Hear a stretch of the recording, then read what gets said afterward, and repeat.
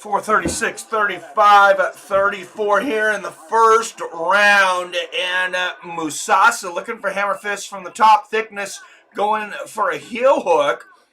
Mousasa catches him with a left hook on the way up, left hook and an uppercut. Mousasa on the attack. Thickness out of Alexander Volkanovski's camp, training here out of Perth, Australia. Good inside leg kick there from Mousasa. Spin kick to the body attempted from Thickness. Mousasa spins him around. Big left hook upstairs. There's one to the body and a right hook to the temple.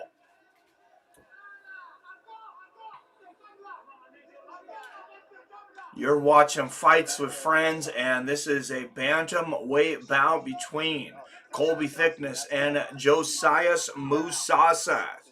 I seen you guys up in the chat. What's going on? Theron Nelson, hello, my friend. The Drunken Charge, Robert Kerrigan. Yes, let's effing go, my friend. Cheers. Jim, cheers, cheers. Phil D. Rollin. Yes, Drunken Charge staying on top with the chat there. With that #1 crown. Jason Kagan. Martinez is a poor substitute for Bruce, the damn buffer. You are correct, sir. Ready to go? Almost ready, Star Nelson. We're ready, buddy. Roberts, what's up? Hey, I'm doing good, Robert. How about you, brother? I hope you are healthy, and I know you're wise. I hope you're healthy, and one day I hope you get wealthy.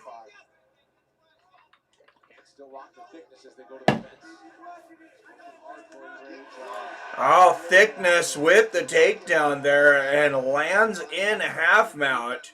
Oh, straight to mount. What a transition here from Colby Thickness, and Mousasa in a lot of trouble now. Mousasa had been basically dominating the ground game with vicious strikes to the head and body, but this is Colby Thickness's world. Nice short elbow there from Colby. Yeah, this Perth crowd is going to go nuts if Colby Thickness gets this win. Although there's a lot of empty seats, so still. Oh, Thickness raining down the ground and pound here. Big shots on Mousasa. Oh, to the temples, to the ear, to the nose. There were some elbows here a moment ago. Oh, he's got him twisted up now. He's still got the full mount, but this is a different mount. This is a more controlling mount because he's up so high. He's up high past the shoulders. Oh, now he's up too high. He let Mousasa escape. Now he's sitting on him. This is... Oh, no, he's still got him in mount. Look at this. This is a mount and crucifix. And Mousasa is basically defenseless here as Thickness pounds away. I guess this can best be explained as a sitting triangle on his neck. And now Mousasa finally pops out, but Thickness right back on top and right back to mount. Wasted no time getting back the position. And here comes the ground and pound again. And this is some kind of a hybrid mount that is rarely ever seen. Like I said, it's like a crucifix mount, and Mousasa he's almost defenseless. And if Thickness had much power on these shots, he would have ended this fight by now. And Mousasa, it looks like he escaped, but do you ever escape from Colby Thickness once you're on the ground? I mean, he is on you like shit on a shoe. You ever try to get shit off your shoe? You're running into the kitchen, you shooting that goo on it. Oh, Mousasa's about to go out. Oh, he just put his thumb up. 6, 5, 4. This is a tight choke. 3, 2, 1, and somehow he makes it. And Mousasa gets right back up. He did not look good, but he popped right back up at the end of the round. Someone tell Wyatt there's a whole lot of Y power going on in the UFC card tonight. Jason Kagan. Mikey, thickness was resting on your chinness.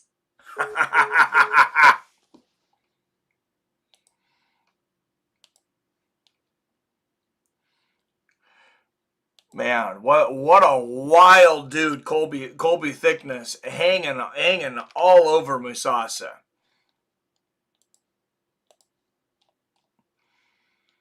I mean, that was just some next level grappling.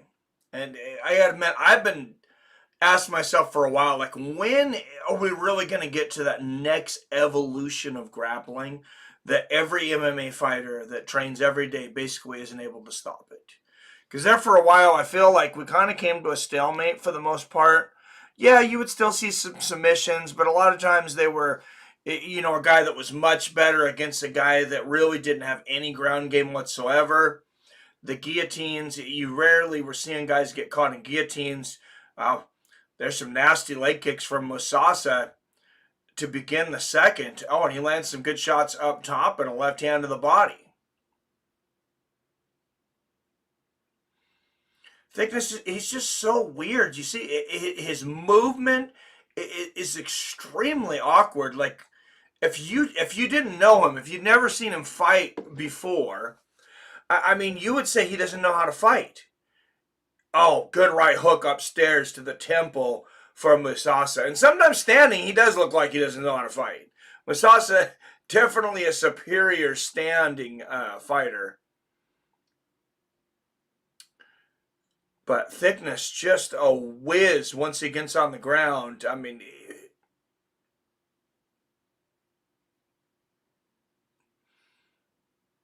Musasa looked helpless last round.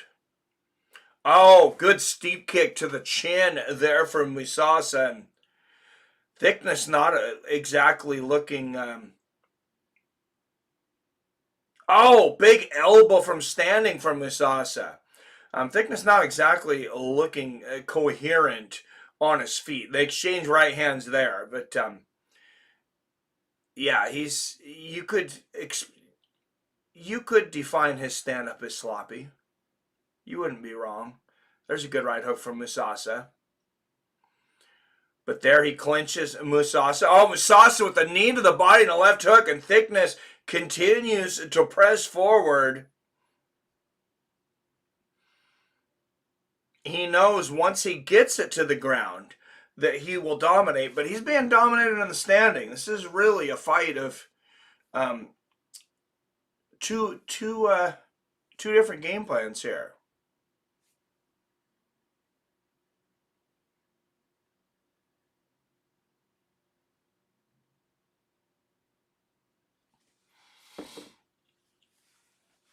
And Musasa with the body lock here, trying to keep Thickness from taking him down. Now he's got that right underhook. Thickness really not showing much stand-up game at all here. If he could, improve that stand-up game some, it would help him in his takedown entries enormously. Good knee to the body there from Thickness. There's a couple.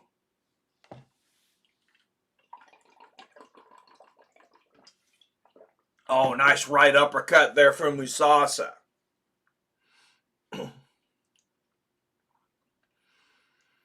And Musasa has the back. Just let go, Musasa. Just let go. But he can't. Thickness is holding his hands in. You never see this. A guy's got his arms wrapped around a fighter's waist, and the other fighter will not let them go. Look at this. Thickness will not let him go. Now he finally gets out of it. It's like you're not in the dominant position. He's so unconfident in his stand-up that he would not let go of that position. Oh, there's a good knee from Thickness, though. And 3, 4, 5 uppercuts from Thickness and a knee to the body. So just a young fighter, just obviously learning his striking game, and has enormous potential, I think. Because his ground game it's like Damian Maia next level. Some of the things that he does. I'm not saying he's necessarily already a better submission artist than Damian Maia, which he might be.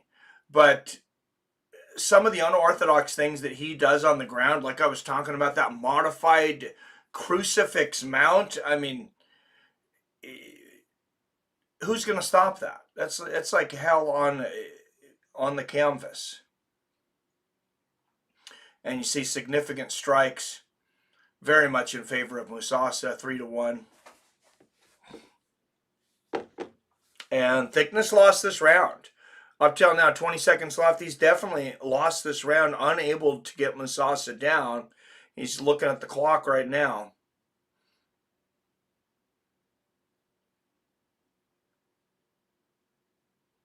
Oh, he goes for a spinning elbow. Mousasi not going for it. Lands a left hook of his own.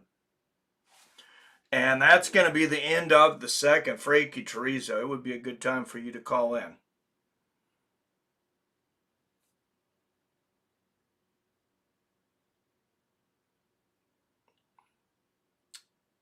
Great rounds, Jason. Yes, let's go. Where's Wyatt? I don't know.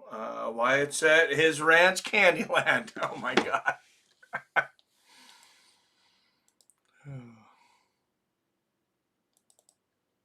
Why are we always picking on Wyatt before he gets here?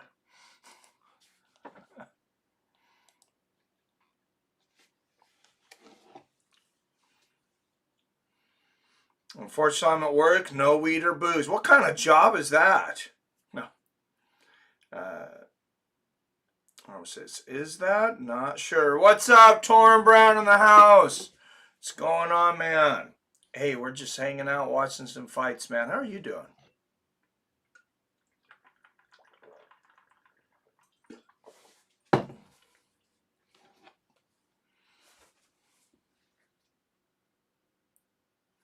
Frankie. Hey, I need Reyes to knock this dude out and then get a title shot and win. It would be the ultimate story for any combat sport if that happened. Oh, absolutely. Absolutely, man. The way I'm assuming you thought that he won the first fight against Jon Jones as well. Oh hell yeah! He won the first 3 rounds without a doubt. Yeah, I agree. I think pretty much everyone is in agreement on this one. It's in my top 5 worst robberies. Yeah. Oh, definitely. Yeah. Nobody can sit there and tell me that Jon Jones wins any of those first rounds. But there's no logic to that. The fourth round was arguable, but the first 3, there was no argument. Yeah. No. Absolutely. But I think the reason they don't have 5 or 7 judges like Joe Rogan talks about, it would easily point out the ding-a-ling because, like, you figure 6 judges give it to one guy and then the dumbass judge gives it to another guy, then that dumbass would be humiliated. And the people that call these fights are, like, powerful people, you know? Yeah, good. Good. I say good, though. Humiliate him. He should know how to do his job. I think it'd be good. I just don't think it would happen because they're like high up people. Oh yeah, and I'm sure there's more corruption than what we see. There's a reason. There's only 3 judges, not as bad as in boxing, where we know that there's shady shit with the judging. But I'm sure there's stuff that goes on in MMA with judges. I wonder if any of the major promotions or even just non-small promotions do have 5 or 7 judges. Are there any like that? No, I've never heard of any. I mean, it would have to be in the commission, and none of the United States 50 states have that in their commissions. So there might be some international place. Yeah. Yeah, so I'm saying you figure an international place would do that, but possibly. Oh man, this fight might be over. Did you see this Thickness landed a low blow? Hey, can I call back later? Oh yeah. All right. Yep. Take it easy. All right, take it easy, Frankie.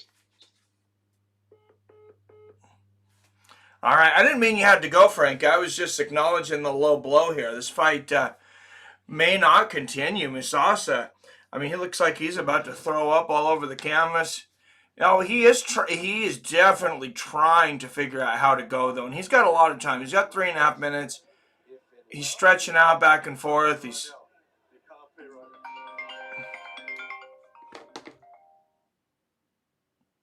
Jason. Top 4 robberies of all time in the UFC. Agreed. Tied for first place. tied for first place is Hendricks and Reyes. They both got equally fucked. Yeah. Because they both went against the greatest of all time and won, and the judges said, fuck you. Yeah. Yeah. I agree. Carwin is number 2. Carwin hit Brock Lesnar with 4,937,643 unanswered strikes. And they didn't give him the belt. He then went on to duct tape one arm and fight people with one arm for money. The 4th greatest robbery of all time is the Reebok deal, while simultaneously being the greatest knockout of all time. Fucking Dana White.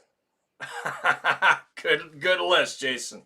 I tried, Mikey. That Reebok What do you deal. think? Was... Are we giving Musasa an Academy Award here? Man, I don't know. I mean, it's going to tell a lot if he tries to go on. I mean, some groin shots can be pretty bad. Haven't you ever been hit in the? I mean, sometimes you get hit in the groin. It's not that bad. Haven't you ever been hit where you just like, oh man, I'm not good for 5 minutes? I got shot in the head with a 410, and I walked to the fucking phone booth and called my homie for a ride to the hospital. Well, jeez. Well, we're not all built like you, Jason. I'm retarded, Mikey. I'm retarded. But I mean, I fell down when I got shot. And I was like, fuck, oh, fuck. And then I realized I wasn't dead. And I was like, I'm not dead. Okay. But, yeah, balls do be ringing. My dog ran through a curtain today and headbutted me full bore in my shin with his forehead.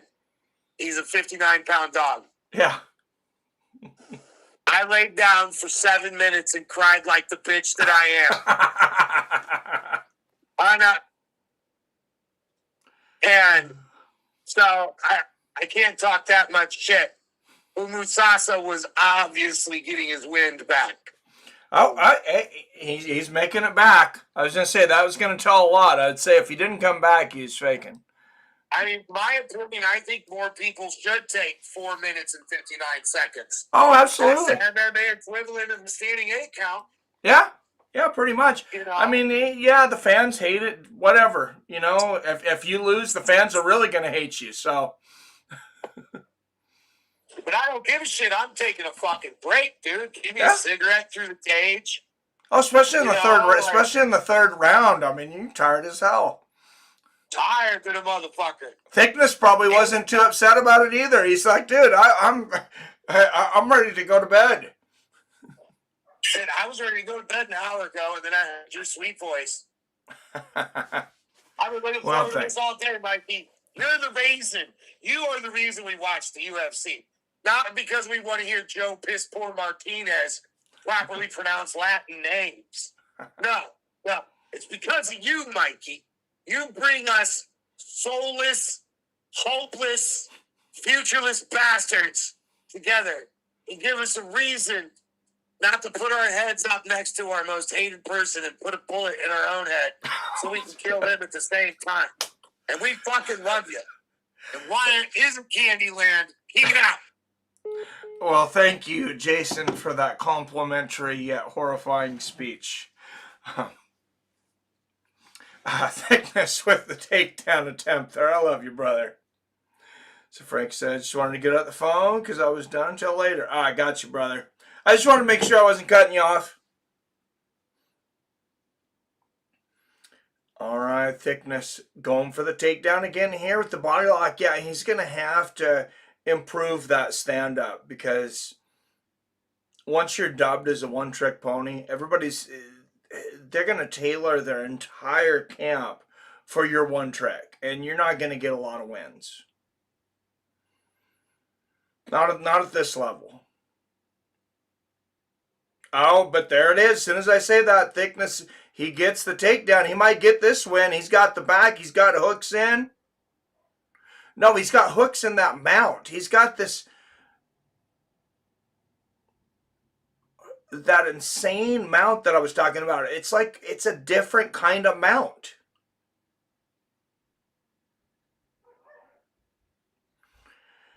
Because you see guys lately, even when they get them out, the other fighter's able to pull them into them. And as Mousasi is trying to do right now, they might get a stand-up. But, they're able to nullify what the other fighter's doing. Not so much with Thickness.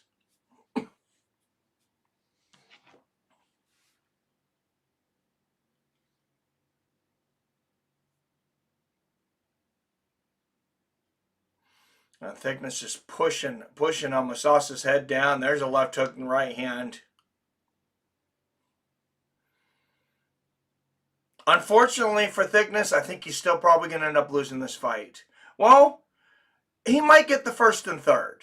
I wouldn't be surprised if Mousasi ends up getting this, though, because he landed so many more strikes standing. There's some more good shots from the top here from Thickness. What's up, PBR Street Gang in the house? Says, hey, hello, MMA Mike. Hello to you, sir. Damon Maya did pretty good. So is Thompson. Oh, definitely, for sure. And some big hammer fists at the end for Thickness to close it out. Hey, he might have got it. He might have got it. This should be an interesting decision.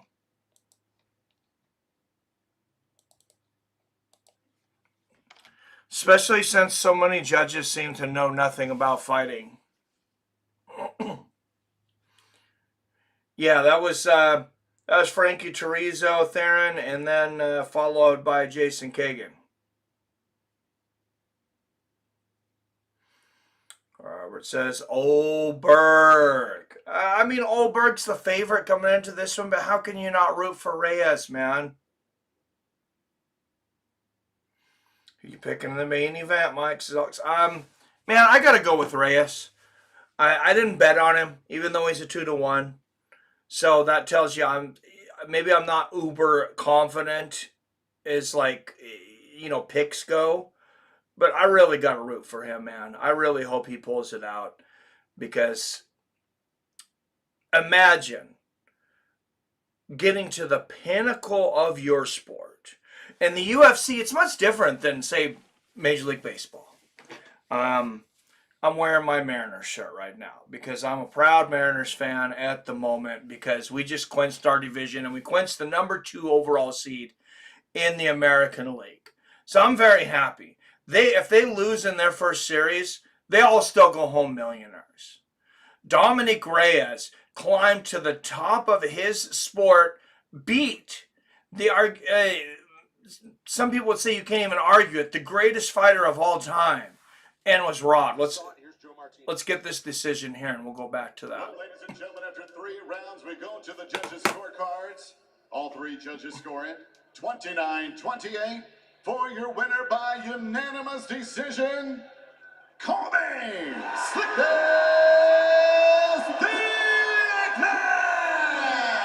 That boy needs to work on his stand-up right now.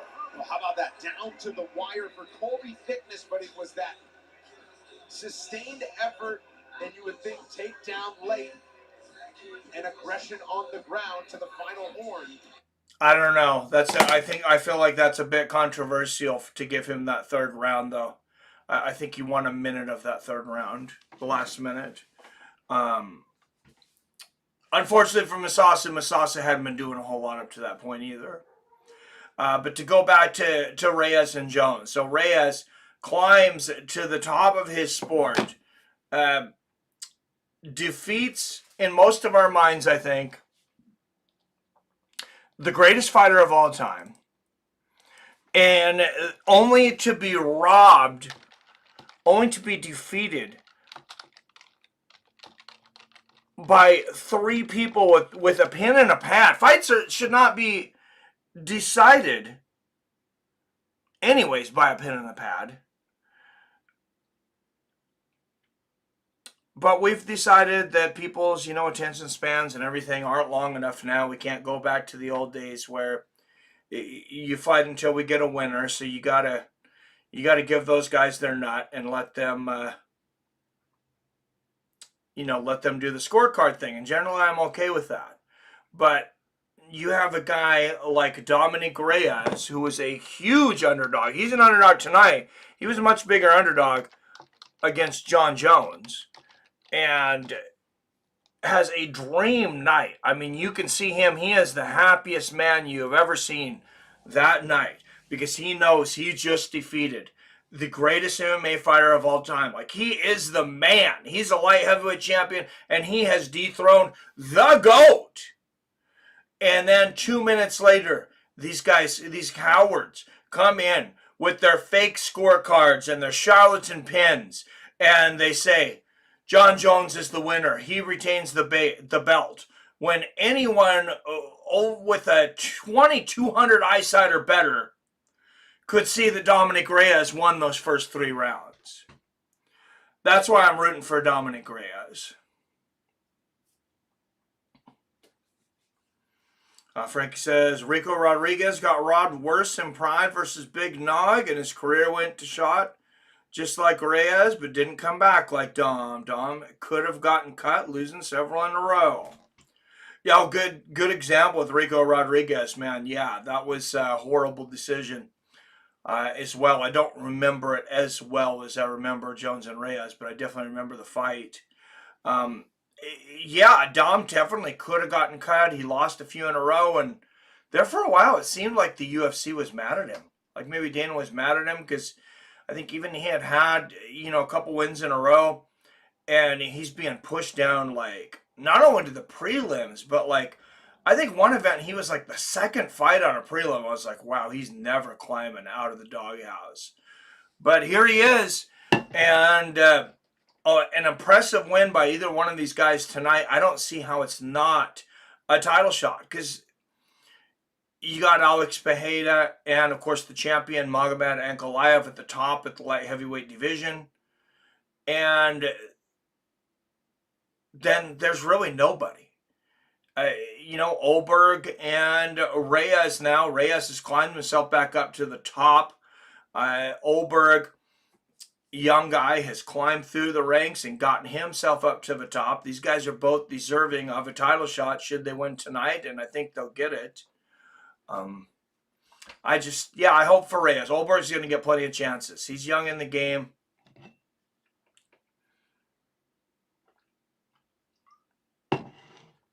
I don't know how old Ulberg is, but I know he hasn't been in the UFC for long.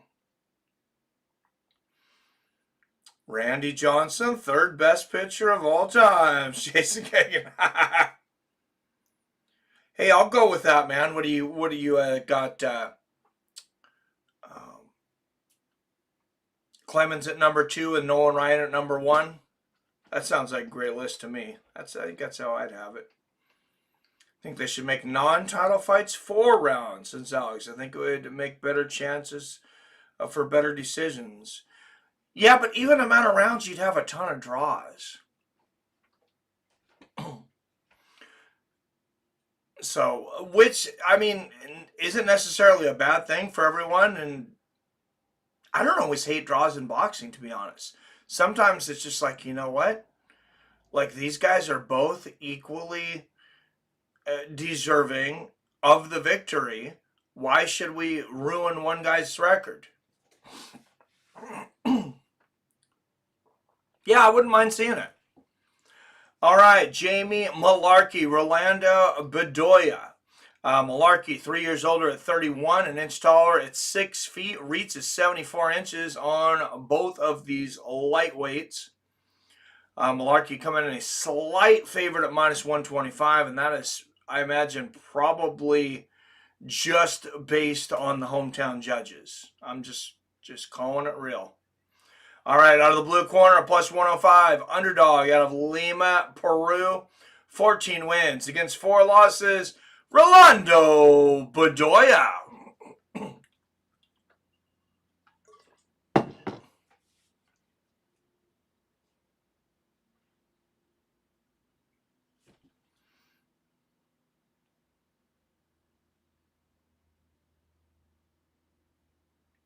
And out of the blue corner, red corner, a minus 125 favorite out of Central Coast, Australia. 17 wins against 8 losses. Jamie Malarkey. I'm rooting for Reyes because he had a real rough patch, getting KO'd a few times, but if he wins this, he will really get some good momentum going. You all be tripping. So, do you think Jon Jones won that fight, Robert? You need to watch it back with glasses on, buddy. I love you, brother, but how many beers did you drink for that fight? You are the only person in the entire world of MMA that I have ever spoken to that believes that Jon Jones won that fight.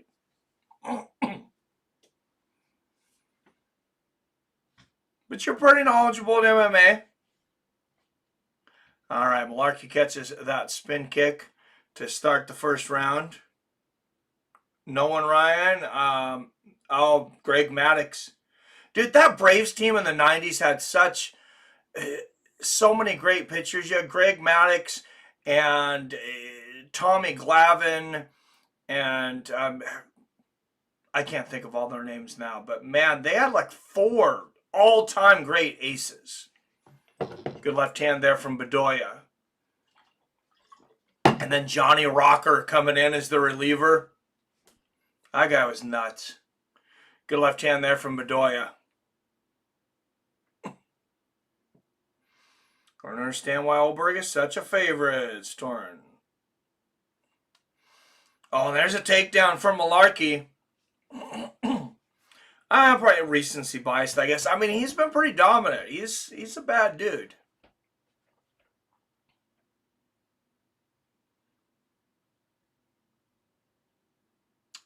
Bedoya stands up. Malarkey with the body lock. Yeah, I wouldn't necessarily handicap it like that, though. Oh, Bedoya definitely grabbed a handful of fence there, and I didn't hear anything from the referee.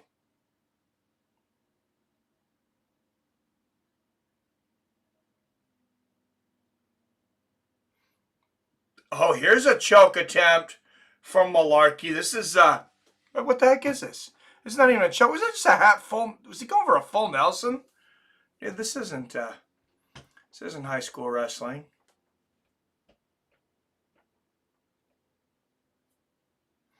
For a second, I thought he was going for some kind of modified choke, and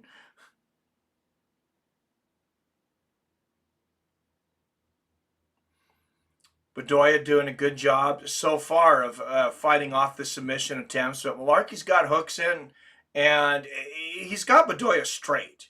He's got him straight in a good position. Most important thing here.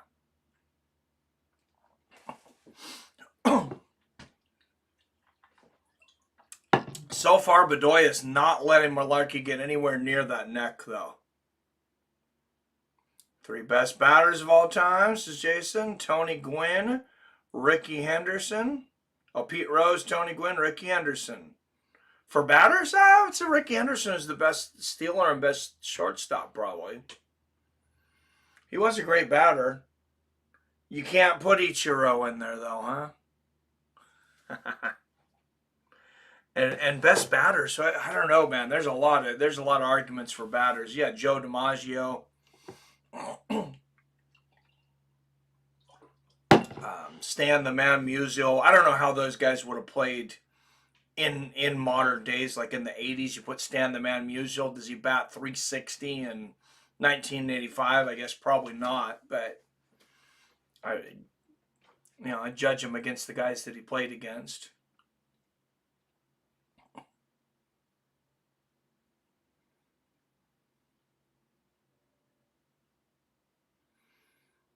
All right, Malarkey pulling Bedoya back again. A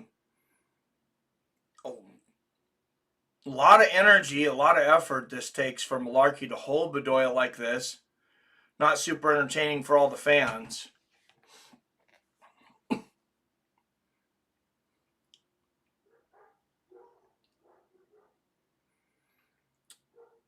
Torrance says, I don't see how anyone thinks that Jon Jones won.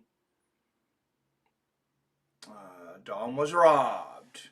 So I had Reyes winning 3 rounds against Jones. That's the win in my book. He was all over Jones with his boxing. Ulberg didn't look all that against Jan in his last outing. I feel like arguably lost that fight. No, good point. Yeah. You definitely could have given Jan that fight. I believe I did. How did he get on base, bro? Mike, you were to leave to Seattle. What else? A U.S. city or state would you move to? Oh, man, I don't know. I don't have any plans to leave here. Idaho. Probably Idaho. I like Boise. That's a nice area. And you got a good mix of your rural and city.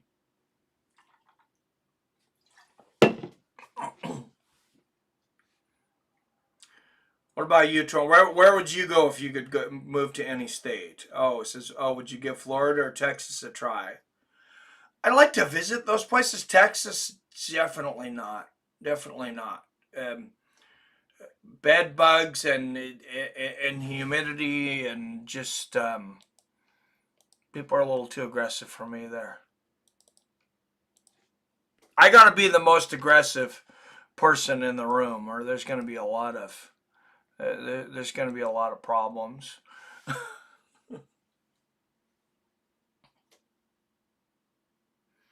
Florida, I like Florida. What I went to, I've only been to Orlando though. And the humidity, I don't think I deal with the heat and humidity. Mike, would you move to Illinois and live in a Seattle $2 million mansion in Illinois for $400,000? I would think about that. That would have to, the wife would have to come with me, obviously. But I'd have to visit the area. Not Chicago, but maybe other places in Illinois.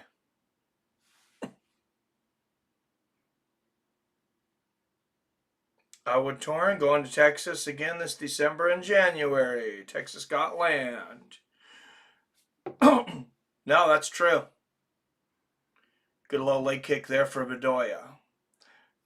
But I got to be honest, guys. I'm very fortunate. Like I'm pretty happy here. Like I'm lucky to have a good sized house on a good plot of land in a good area. And yeah, I just not real interested in moving. Good right hook there from Bedoya upstairs.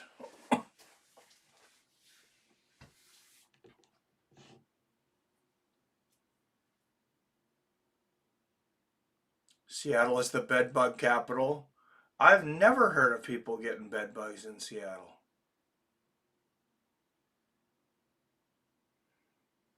Am I just that ignorant of my own city? Yeah, I've never heard of that.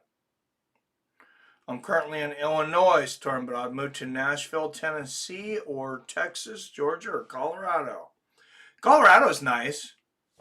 Yeah, I don't stand up well in the heat, Torin. You obviously stand up a lot better than me in the heat. But yeah, the heat and the humidity, I get like this heat intolerance thing to where, dude, I had a heat stroke at 80 degrees. I literally got heat stroke. Thought I was having an actual stroke. Went to the fucking hospital. And they're like, "Oh, you're having a heat stroke." So yeah, I'm a pussy when it comes to the heat.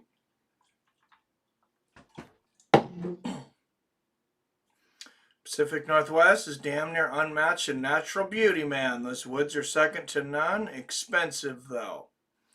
Yeah, it is extremely expensive here. Luckily, we were able to buy our house in 2011. So, big right hook there from Malarkey. Snaps Bedoya's head back, shoots in for the takedown. Bedoya doing a good job of stopping him. And yeah, it was expensive at the time, but I mean, it looks great now. I mean, we bought for $220 back in 2011. And, outside of Illinois, where Jason lives, I mean, I don't think you're buying a 2,500 square foot house anywhere for $220. Not too many places. No, not Chicago. Jay says, come to the Shire, Mikey. The cornfields or the Shire. I definitely like to visit, and you know I'm going to look you up, Jason.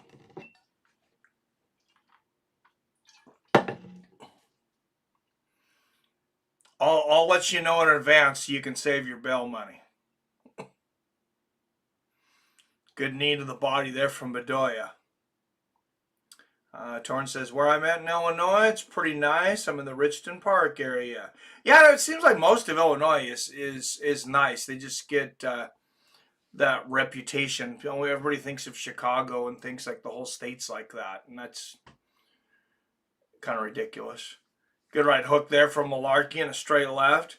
South is my favorite part of the country. Not really a fan of the Pacific Northwest. Hey, everybody's got their place, man. Everybody's got their thing. I would like to visit the South a lot more. I've not traveled to the South a lot. I definitely really get along with the people that come from there, that come to here.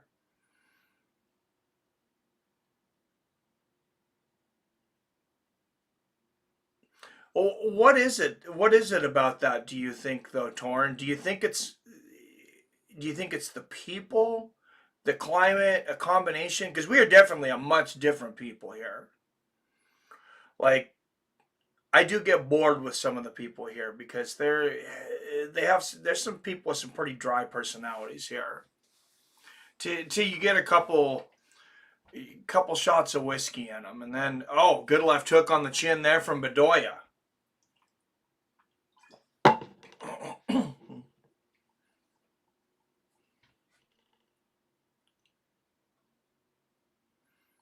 They say you actually live in a rainforest.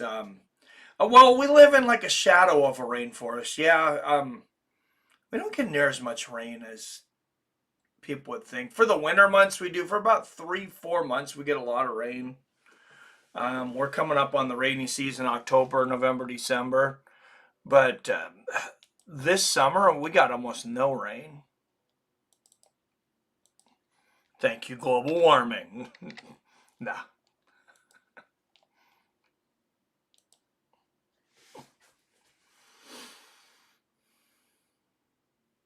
But yeah, no, I've definitely heard that, Alex. Seattle's all those dirty hippies who don't bathe or wash their hair. That's what we'd like you to believe. Yeah, stay away. Stay away. It's bad here. It's bad here. Nobody move here. I was in downtown Seattle yesterday. Everybody smelled very nice, actually. But we actually have a mayor that gives a shit now and doesn't want to sabotage his own city. The last mayor, absolutely horrible. She was horrible. The mayor before that was horrible. But I feel like she was actually trying to sabotage us. And the city council, they're slowly starting to clean up. But that was really bad for a long time. I feel like it definitely gets blown out of proportion on Fox News, though. Good low leg kick there from Bedoya. I love the southern United States. I need to spend more time there, man. Me too, Torrance, Robert. Oh, hell, 2,500 square feet is small here. You'd pick up a 3,500 Victorian here in the rurals for 150K or so. Damn. Southern hospitality, yes. Just boring in the Northwest. The South is where it's at.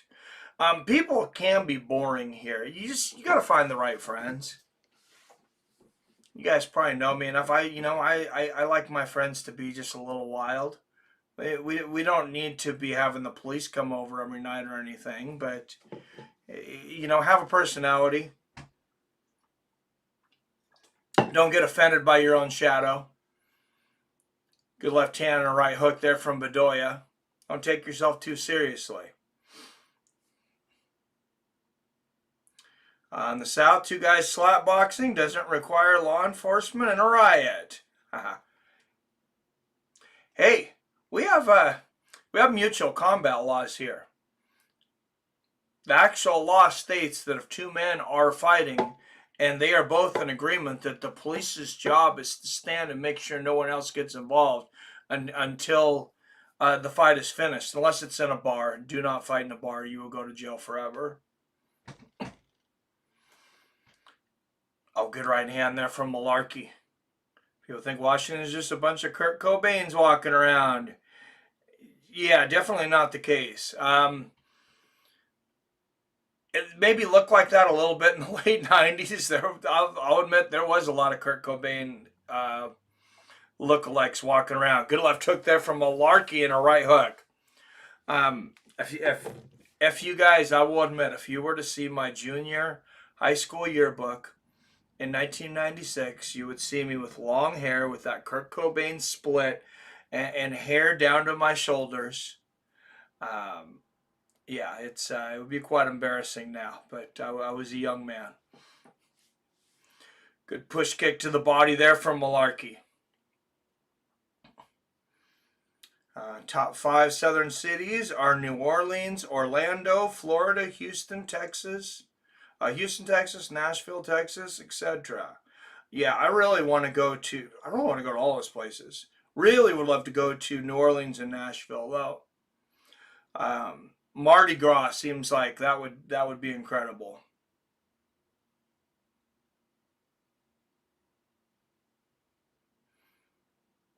Top 5 southern cities are all Nashville. I love it, Jason. You can get a flat or breakdown down south, and people will still pull over to offer help. They definitely will pull over and offer help here too, though. That's I think it's a misconception that people won't hear. Good left hook there from Bedoya and a good knee to the body. I mean, we're not Los Angeles, man.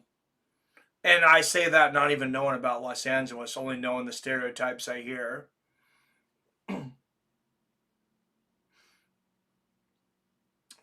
Plus, a lot of my family are from southern Mississippi, Louisiana, Texas, Florida.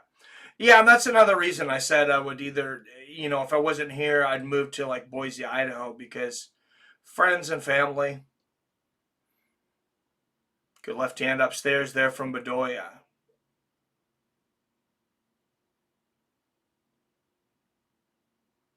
.50 seconds left in this fight. They're going at it. Good left hand there from Bedoya. Malarkey shooting for the takedown again. Bedoya spins out of a single leg attempt. Oh, nice counter right there from Malarkey. What do you guys got winning this fight?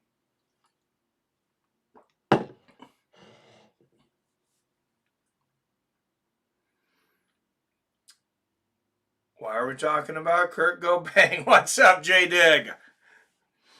Welcome, brother. They were asking me where I would move if I ever didn't live in Seattle, and I was like, I don't really have a lot of other places I'd want to go. Well, if you're talking about if you let me have the rest of Washington State, Torrin, I'd move up to Whidbey Island. Well, the islands up there. There's they're Pacific, it's still Pacific Northwest, but it's up in the islands. It's 285 days of sun a year, and the weather is just like almost perfect, and it's beautiful. We actually looked at one time at one of the islands that was there for sale. It was small for an island, but obviously if it's just you, it would be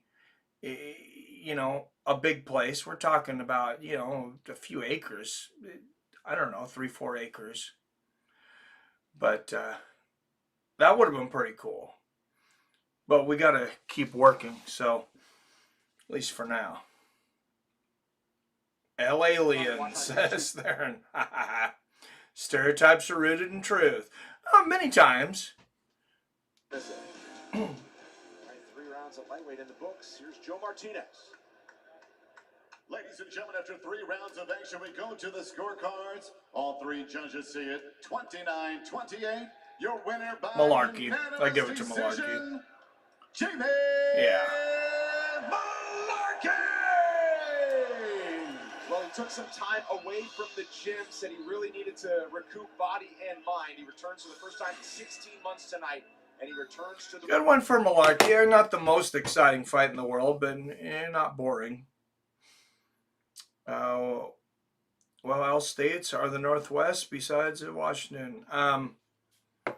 Well, the Northwest, yeah, you got Washington and Idaho, basically. Oregon, I guess, is still considered Pacific Northwest, still considered Puget Sound. Yeah, yeah. Vancouver, Washington's nice.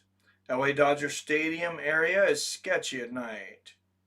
Yeah, and see, that's the thing. I mean, I know people will, they will shit on Seattle, and it's like whatever. I understand everything everybody's heard, and maybe you've been here, and we've definitely had our problems in the past. But I've been to T-Mobile Stadium. This is where the Mariners play the last 2 nights.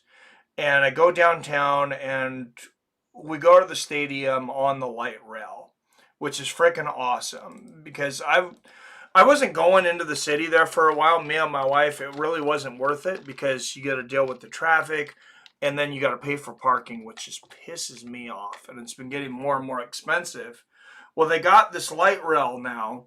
I just have to drive about 10 miles from the house, park our vehicle in a very nice, well-lit area that we haven't seen anybody's vehicles get messed with. And you get on this light rail. They come every 10 minutes. And you only have to get on it for about 10, 15 minutes. And you're at the stadium. It drops you off about 3 or 4 blocks from the stadium. And there are so many, there's so much security and everything to watch the area and escort everyone. It's well lit. Businesses are open. I mean, nighttime it's practically like daytime until midnight. You would feel just as safe as you would anywhere at 2 o'clock in the afternoon. I don't know what they did with all the homeless people. I'm not going to ask questions. I don't know if I want to know. But yeah, it's definitely a much different Seattle than it was even 5 years ago. I'm pretty proud of the job that they've done with downtown. And I got a survey. That was the other part of it. I was going to say the last 2 games I was at, I got a survey from the Mariners. I'll just read it to you guys. I know some of you might be bored by it. Sorry, but you guys had asked, and the chat it kind of went that way.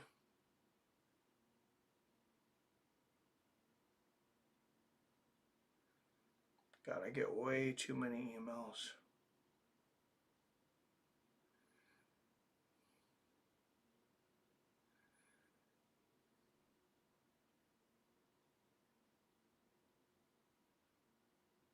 All right, we'll get back to it in just a minute here.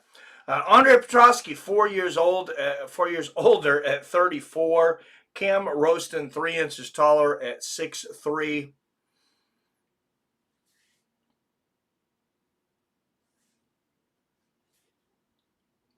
Out of the blue corner, a -175 favorite out of Philadelphia, Pennsylvania. He is undefeated as a UFC favorite at 6-0.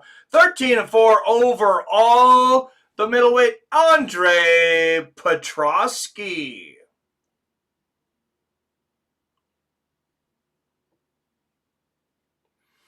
And out of the red corner, a +145 underdog from Auckland, New Zealand. With a record of 12-3, Cam Roston.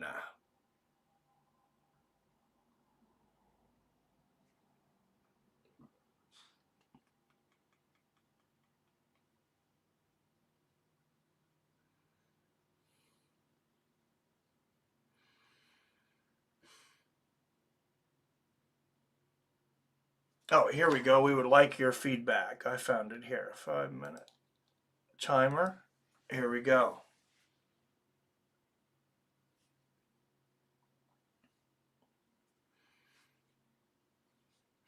Oh, good low leg kick there from Petrosky. And Roston back with the... I think this is going to be a more exciting fight. We'll try to pay a little attention to the fight here. I'm feeling people would like that.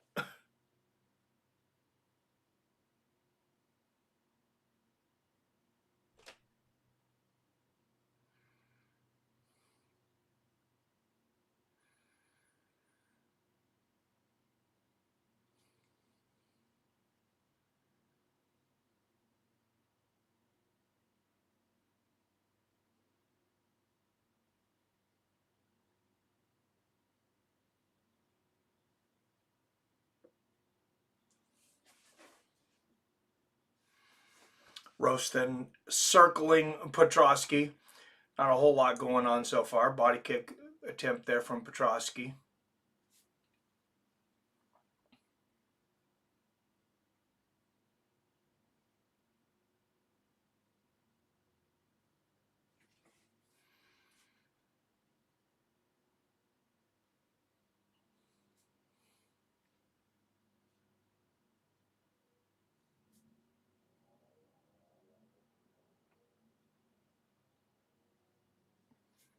Good inside leg kick there from Roston.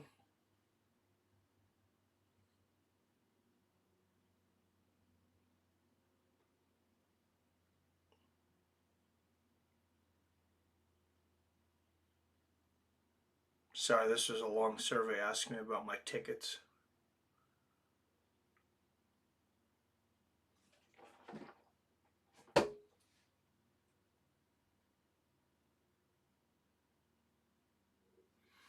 Oh, big shot there from Roston on top. Landing some short elbows here. Southern United States, a pretty big region. They have 16 states. Yes, sure. Northwest, for sure. Northwest is a pretty small region, only 3 states. Yes, it is. And I pretty much stay here. I'm kind of boring, Theron, or Torin. Oh, big elbows on the top here from Roston. He's looking to stop this. Big right and left hands, and it is all over. Series to a contract. Cam Roston. Made that look easy. Roston Andre Petrosky.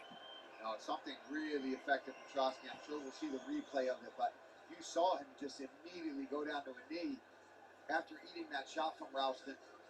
And I was going to say he recovered nicely. Petrosky. Let's watch the replay of the shot that put Petrosky down. Right on the temple. Oh, yeah, it's that left hook on the temple, and he was definitely... Look how he's off the center line. He's moving at an angle to land. He was definitely on Queer Street there for a moment. And the right hand afterwards. So he hit the lower temple with the left hook, the upper temple with the right hand. And then he could not shake off the cobwebs as Cam Roston turns up the heat. Strong night for City Kickboxing so far. Tonight they have 4 athletes competing here in Perth. Cam Roston getting it done. Yeah, great night so far for City Kickboxing for sure. LA fans are dangerously drunk after games. They need to bring back the Seattle Sonics. Yes, sir. 4 years old. That was a good one. Referee Steve Percival puts a halt to the fight for your winner by TKO, Cam Roston. I'm here with the winner. Israel Adesanya, you see there in the crowd. Cam, congratulations. Listen, it wasn't that Seems to be more of a fan than a fighter recently. I'm not sure if he's going to get back in there or not. You get it. You come in here, you get to fight here in Perth, and you get the first round finish. How are you feeling about that, my friend? Hey, middleweights, there's a new dog in the yard. Listen, Petrosky came out. He was trying to keep that distance. You found your range. You were doing a really good job. Whenever he switched southpaw, you were attacking with that right kick, but it was that check left hook that hurt him bad. Did you realize how badly you had stunned him when you saw him go down to a knee? Yeah, that was a beautiful left hook. But Andre Petrosky, if you've watched his fights before, if you're not a casual fan and you've watched his fights before, you know he is a tough motherfucker to get out of the cage. Absolutely. Tough, durable guy. Now listen, Cam, you came in here first round finish. How soon can we How see good you is back Paul in there? Felder on the mic now, too? To come from fighter, it's like he seems like he was a commentator the whole time. Paul Felder, I'm going to tell you something. 7 years ago, in this arena, Perth, Western Australia was witness to one of the most legendary UFC debuts. That man is also 6'4", 185 pounds from City Kickboxing. He is often replicated, never duplicated. But what I'm saying is this: get on the Cam Roston bandwagon now. The express train is going non-stop to the top. Woo! Oh, let's hear it for your winner, Perth, Cam Roston. Well, what a way to And pick Israel Adesanya cheering him on the whole way. Adesanya, whose words proved prophetic at UFC 221 back in 2018 when he said there's a new dog in the yard to the rest of the middleweights. And Cam Rouston borrows that line in his UFC debut. What an entry to the middleweight. Cam Rouston, a hell of a debut, defeating Andre Petroski.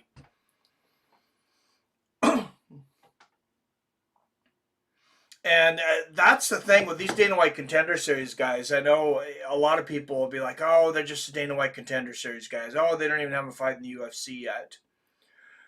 To get on to Dana White Contender Series now means that you have killed it on the scene just below. And we're talking about some high-level organizations.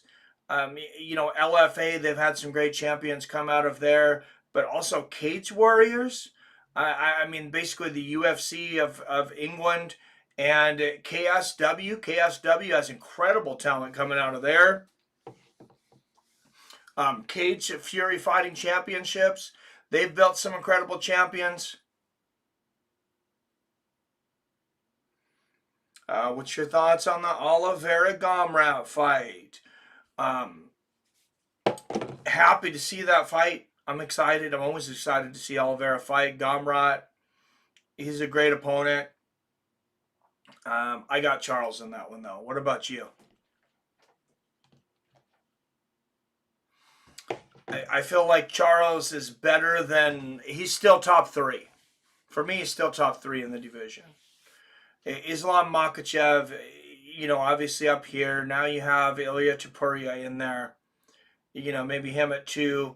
And Oliveira, I know Oliveira wasn't given the decision in his fight at UFC 300. Who is that he fought at UFC 300? I'm drawing a blank.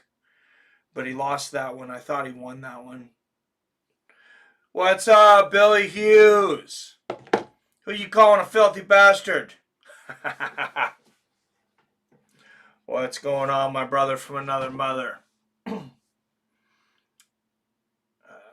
Torrance, I got Du Bronx, but you got people saying he's washed up all because he lost his last fight. Hey, it's not the first time they've said that about him. Not the first time. And the last time they did that, it created an incredible betting opportunity because he came in an underdog against Beneil Dariush. And we probably all remember how that went. Not good for Dariush.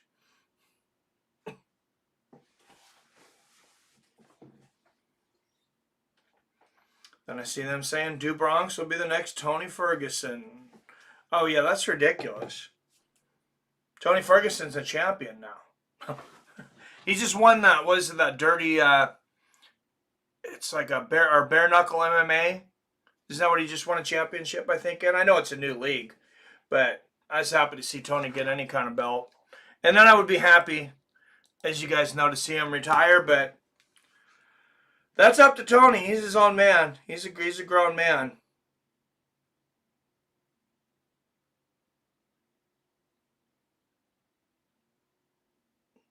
Okay, I'm going to get back to it. For this, sorry that took so long.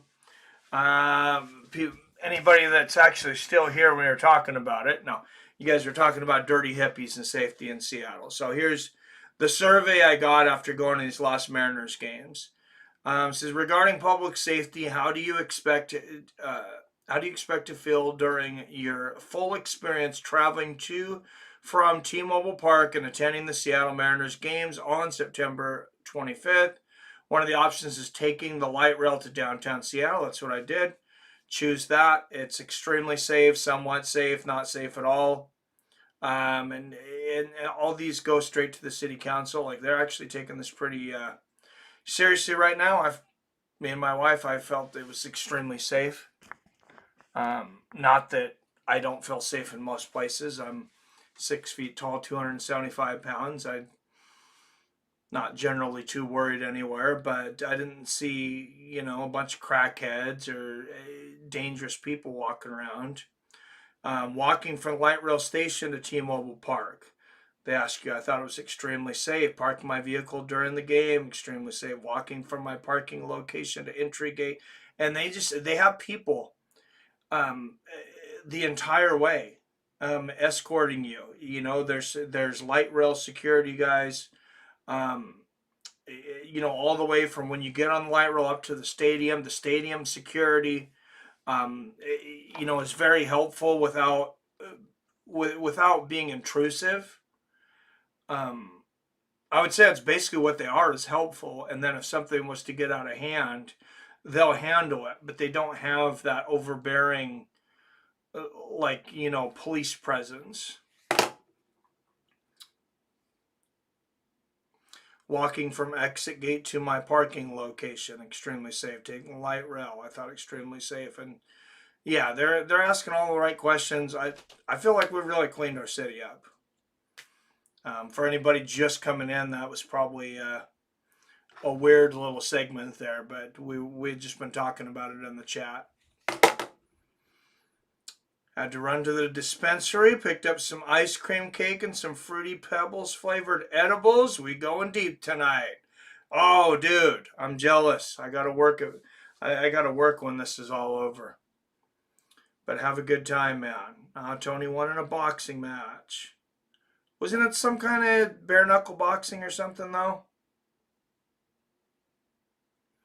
I actually didn't see the fight. I just seen the results. But Mariners are the favorites to go to World Series in the American League now. You think so? We have the number 2 seed. Are we the number 1 in betting? I haven't looked at the betting odds for it.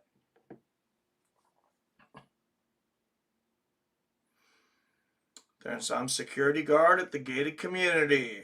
Nice. Hey, everybody will be very safe then.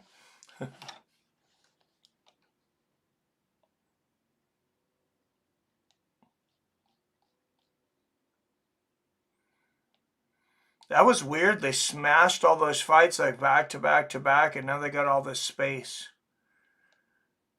We still got another 30 minutes till the main card, and we got 1 fight. That's all right.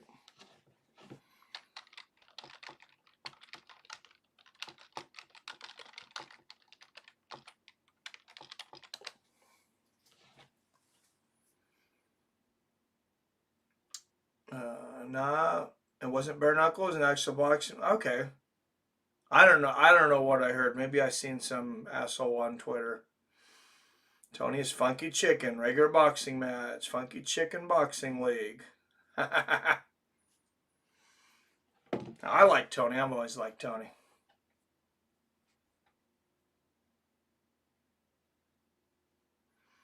Yeah, I became a bit of a casual there for a moment there, and I was working so much, like I wasn't even really following fighting much at all.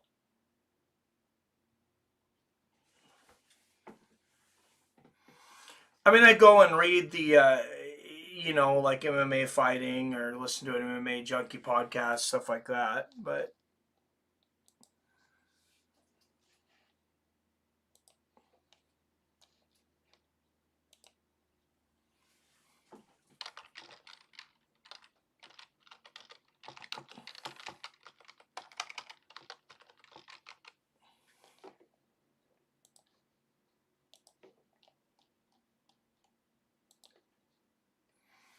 Rodolfo Bellato, 6-fight unbeaten streak.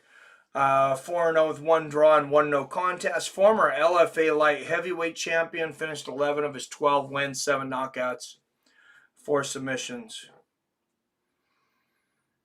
UFC should re-sign Tony. I thought you wanted him to retire before. BKFC next Saturday is going to be fire. I agree. Let's get stoned later at home after work. So Crawford Canelo did 41 million views versus Jake Paul Tyson did 108 million. Hey, that shows you what people care about, man. And the power of name recognition. Obviously, a hell of a much better fight, Canelo and Crawford. But whatever, people.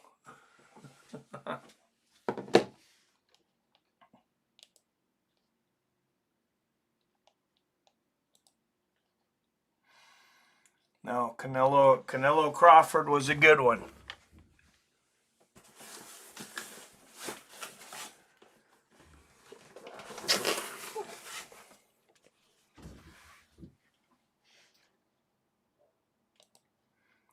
Tyson Paul, not so much. All right.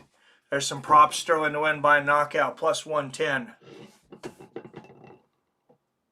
I don't know if I'd take that one. I'm going to get a little bit of water real quick, guys. I'm thirsty here.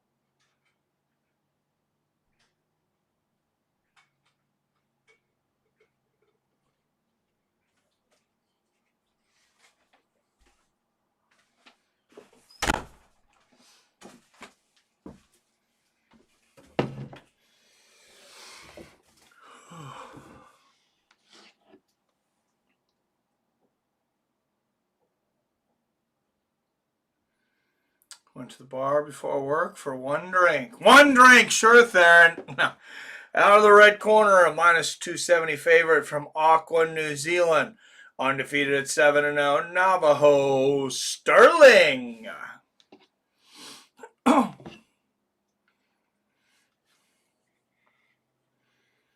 don't know how you can still drink right before work, man. And you're older than I am. I just can't do it. But I still got a pretty physical job, probably more physical than I am really prepared for at this age. But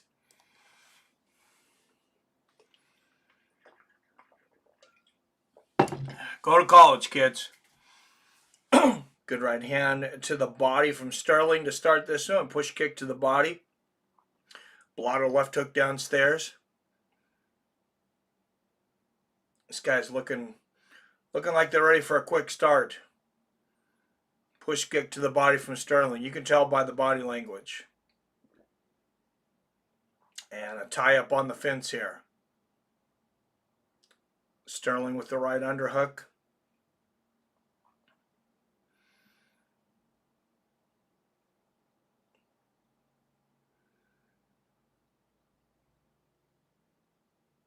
Oh, Sterling going for a trip there. Doesn't get it.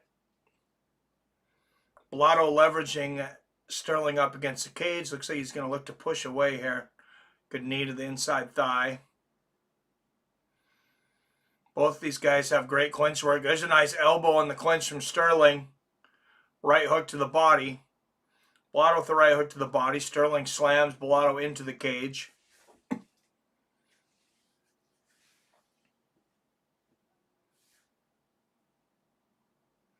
Mike Beltran telling him, hey, stay active. He's some big boys, though. Oh, 3 good right hooks upstairs from Sterling on the chin.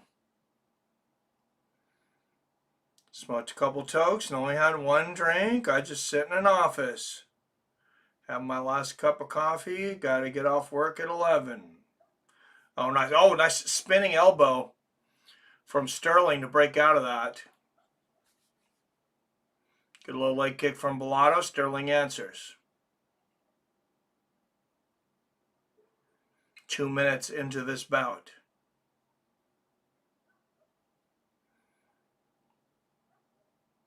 Sterling versus Blotto, the main event of the prelims, and then we head into a stacked main card here in Perth. Good right hand on the chin from Sterling. There's a push kick to the body.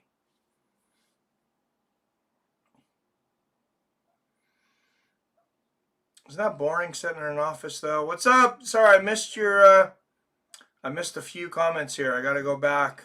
Oh, I missed a bunch here somehow. J. Dix, I don't know what it is. I can't stand Reyes. Something about him. I find Reyes to be cheesy. Theron. J. Dix, yes, Reyes is funky. Glad someone agrees. 11:39 a.m. in Australia. What a weird time to have the fights. Just so us American fans can have our show end at 10 o'clock at night Or what, 1 o'clock in the morning on the East Coast? Does that really help us that much? Good right hook out of the break there from Sterling. Strickland wants Jake Paul pay. That would be an interesting fight. Hey, Damon Stout, it says, hello, Frights of Friends family. Hello, sir. Thanks for being here, man. Missed you. Sunday morning fights for the crowd. And better than church, right? Kai's 25. Hey, I'm doing good, man. What's up with you? Family's doing good. Thank you. Australia, huh? Have my last cup of coffee. Gotta work at 11. I'll get off work at 11.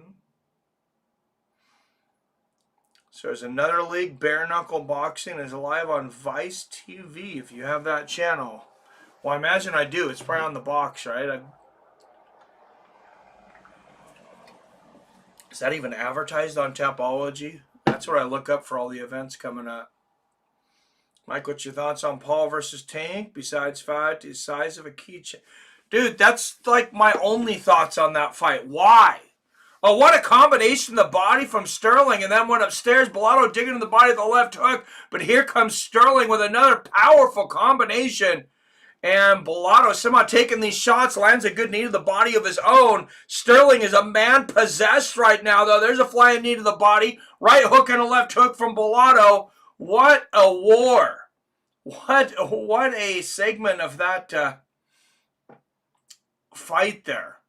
For about 45 seconds, that was about as fast paced as any light heavyweight bout. And now these guys are like, Jesus, we're tired. Oh, Bellato, bit of a sloppy spinning back fist attempt. Sterling with a 1-2 and a right hand. Sterling's striking looks much more polished right now. I don't know if Rodolfo, I think he did get stunned, but I don't know if that's what's affecting him or what, but he was looking pretty sloppy there at the end of the round.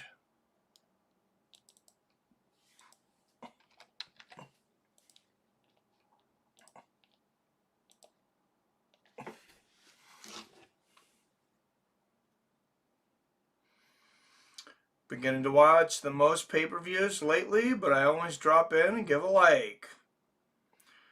Nice. Hey, I'm glad you get to watch them, brother. And I appreciate you in here. Ex-UFC fighter Juan Adams just fought. Oh, is this going on right now? Oh, and it is live on Vice TV right now. Okay, I see. Gotcha. Working tonight, so I'll be here all night. Nice. What kind of work you do, Damon? All right, I'm going to start this second round here.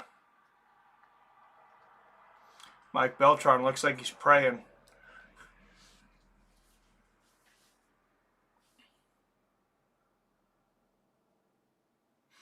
All right, UFC 320 countdown airing this Sunday on ESPN and the UFC YouTube channel. There's a combination from Bellato. Sterling with the head kick go. And there's a left hook on the chin from Sterling.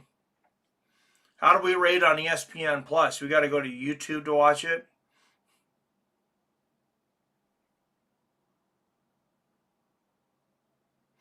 I'm okay, except the Dolphins. They would only have beat Ball State by 3 in overtime. Got to get rid of McDaniel. I think he's good offensive coordinator, not head coach. Yeah, it kind of seems like it, man. He's doing a bit of a bang-up job there, huh? Sorry about that. Oh, good knee to the body there from Sterling and a good combination upstairs. Yeah, it sucks when your team is not making the best decisions. Paul Malignaggi is boxing for this organization. Next card.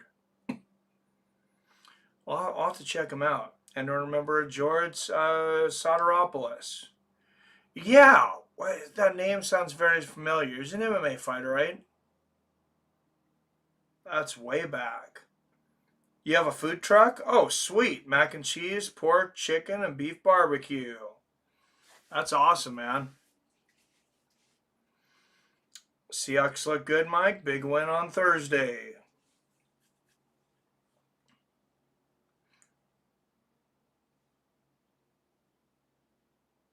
Yeah, I'm a bit surprised. I didn't really know what to expect coming into this season.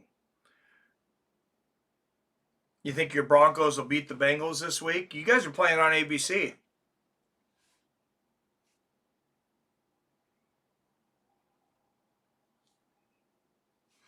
Monday Night Football.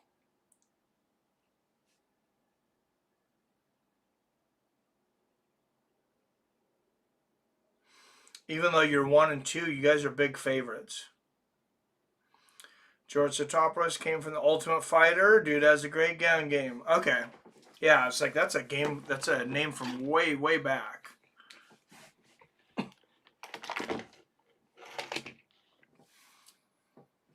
Sterling on top in Bellotto's guard here. Everybody needs to figure out how to transition to the mount like Colby thickness. That was amazing earlier. I mean, like I'd said, he's got some other areas of his game to work on, but his ground game is so fun to watch. What state you live in, Damon? Ohio. Nice. I hope so. Bo Nix is having the sophomore quarterback problems. He should be undefeated, but we blew last 2 games. Oh, should be undefeated. Oh, that sucks. Yeah. He's going to be okay, though. You guys got a really good one there, I think. I know NFL quarterbacks, their careers can be unpredictable, but I think you guys got a really good one.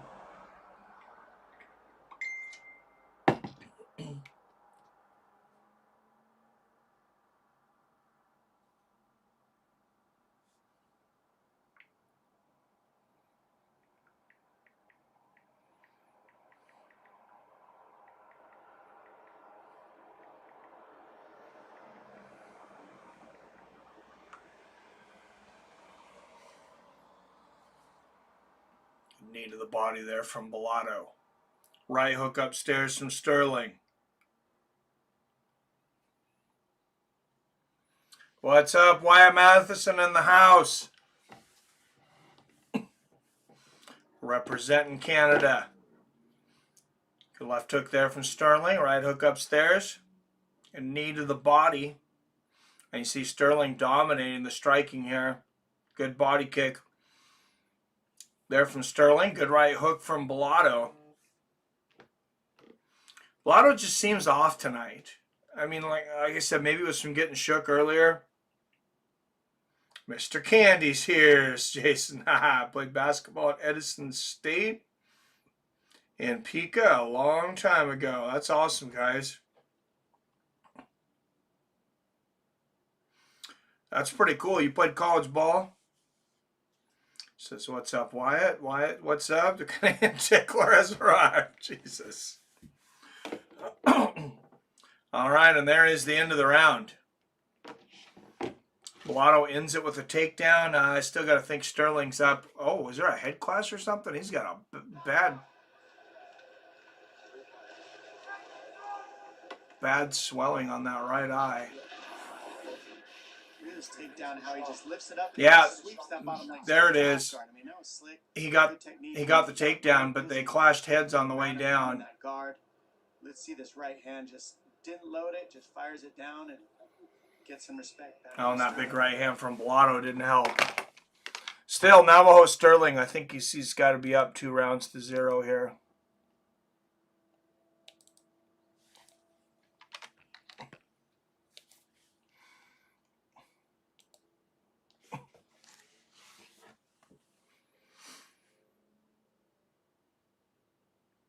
Billy, isn't that your literal name, Fantasy Football? Nice, Billy. Indeed, Wyatt, it is my tribute to you.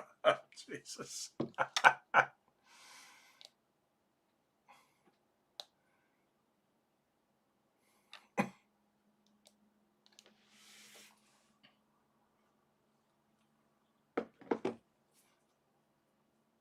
For those that didn't catch it, I think Billy's talking about Wyatt's mustache and, you know, all the women that ride that beautiful red thing, not that he's like going around tickling people. So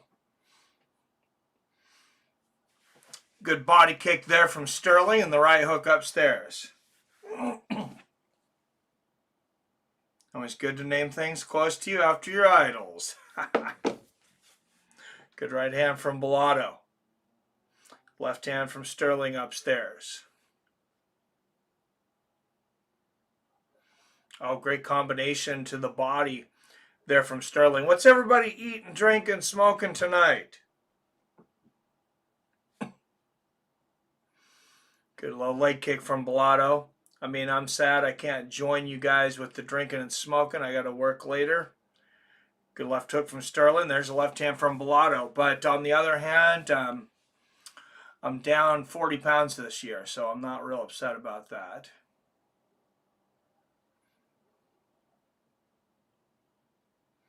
I seen that. Conor wants $100 million to fight at the White House, buy a ton of the White House stuff. Yeah. Oh, he also wants like all his family flown in and fast-tracked visas and all kinds of... He better start kissing Donald Trump's ass more if he thinks he's going to get all that. Good left hand upstairs there from Sterling. And I got to admit, the fight that I want to see is Conor-Nate 3. It's the fight that I want to see most in MMA. I've wanted to see that fight for years.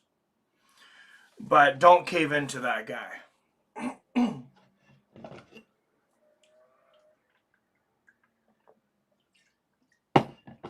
Good knee to the body from Bellato as Sterling answers. Sterling catching Bellato on the way in. And Bellato's just walking into everything tonight. I mean, he's just walking forward and he's just been a walking punching bag. Good low leg kick there from Sterling. There's a right hand from Bellato. I mean, a biscuits and gravy casserole, straight fire, so good. Oh, that sounds great, man. Damon says, I'm in Eaton. That's between Dayton and Cincy. Is that a pretty good place to start a business right now?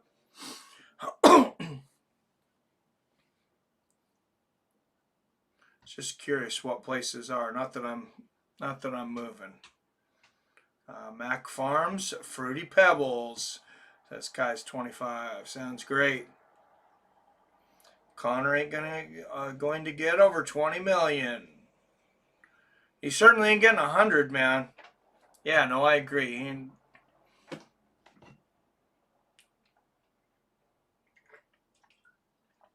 He ain't getting 100, and he shouldn't get over 20. Strickland has to be on the White House card. That'd be great. Billy, how are things going with your daily gym streaks? Great, Wyatt, although I think I tore something on my knee playing pickleball. It hurt so bad and swelled up like son of a bitch.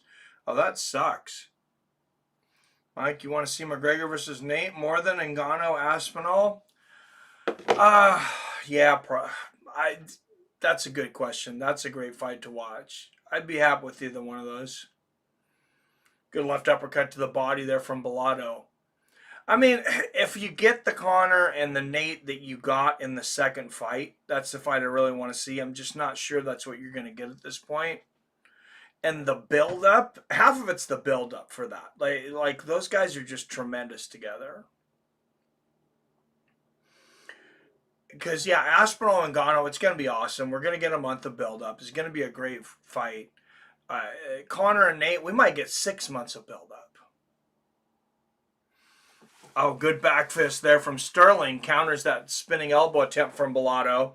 Bellato lands a left hand, misses another spinning back fist. Good right hand to the body there from Sterling. And you see Bellato been a lot closer on the strikes since that first round that Sterling dominated. Oh, good counter right hook there from Sterling as Bellato throws 2 more spinning back fists.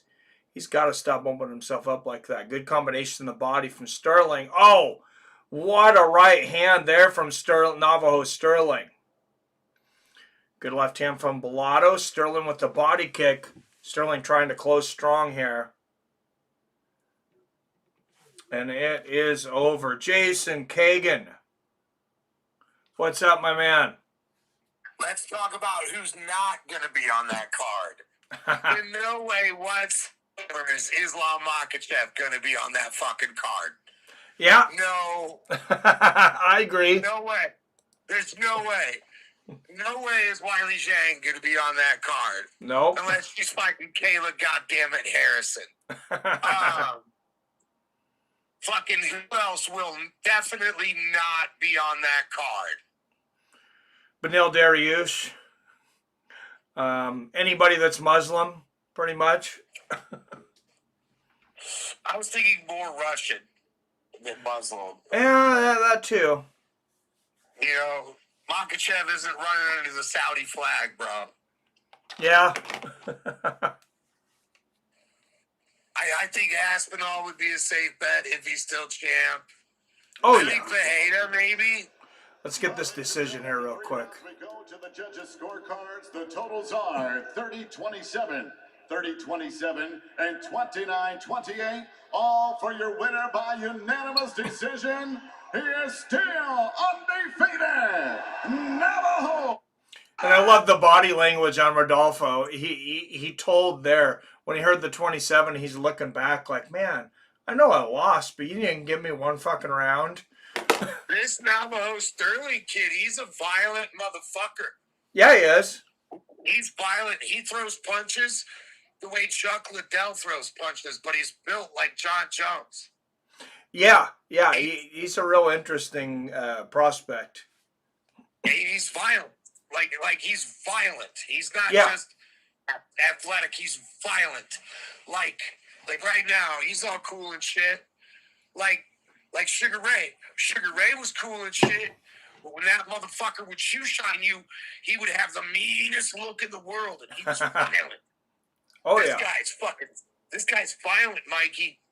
I like him. Yeah, I like him too. Yeah, I think he would have put a lot of guys out tonight. Blotto's a tough dude, just not on the level of Sterling. I'm not liking what's shaping up for the main event, though, dude. The home team has done every fight on this card. Yeah, that's true.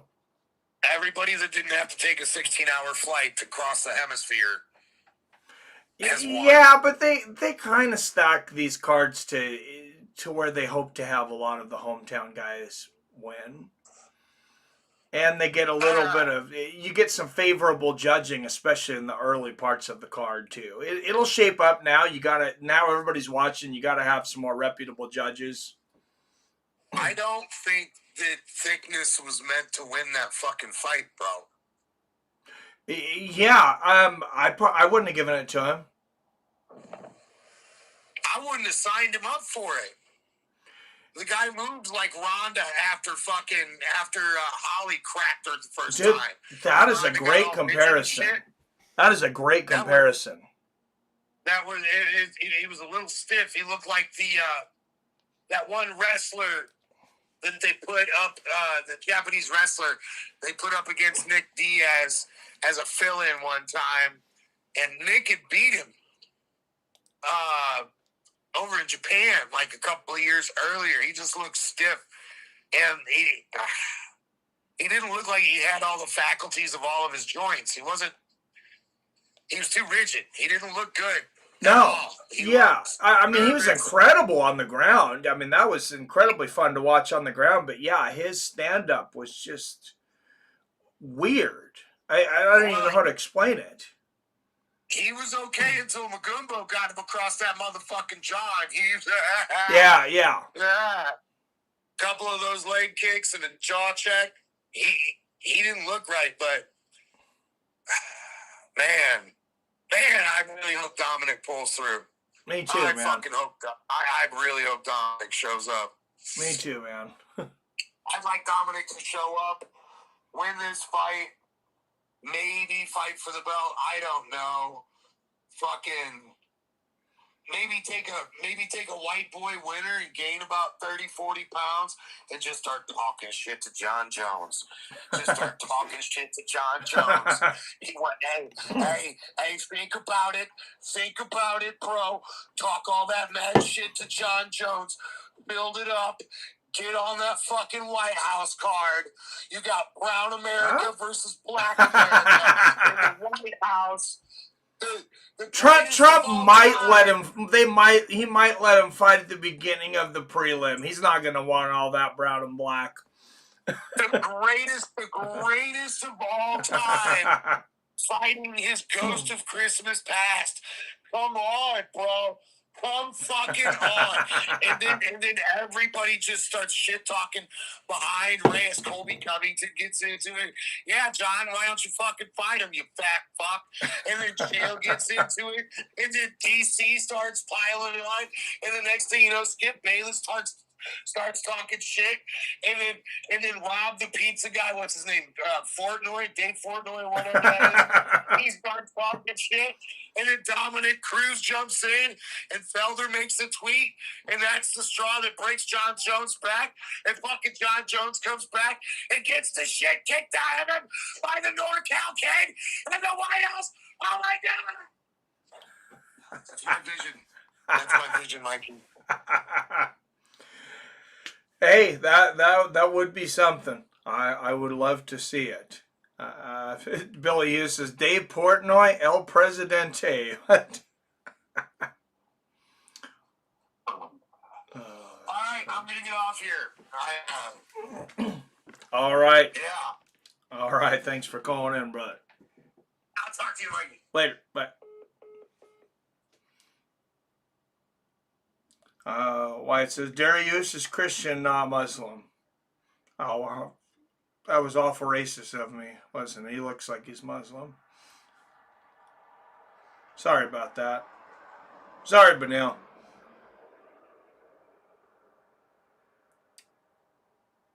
It's awesome, Billy. Respect, brother. Now that sucks that you hurt your knee, though, man. Damon says, my little town and a food truck town.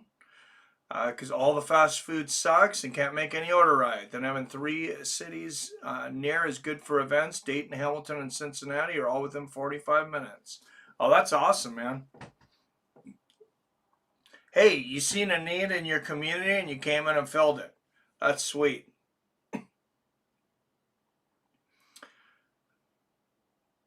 Marin Connor Chandler finally. I don't know. I'm not all that excited about that fight at this point, especially after the way Chandler looked against, British boy, 5th Beatle. I can't think of his name all of a sudden.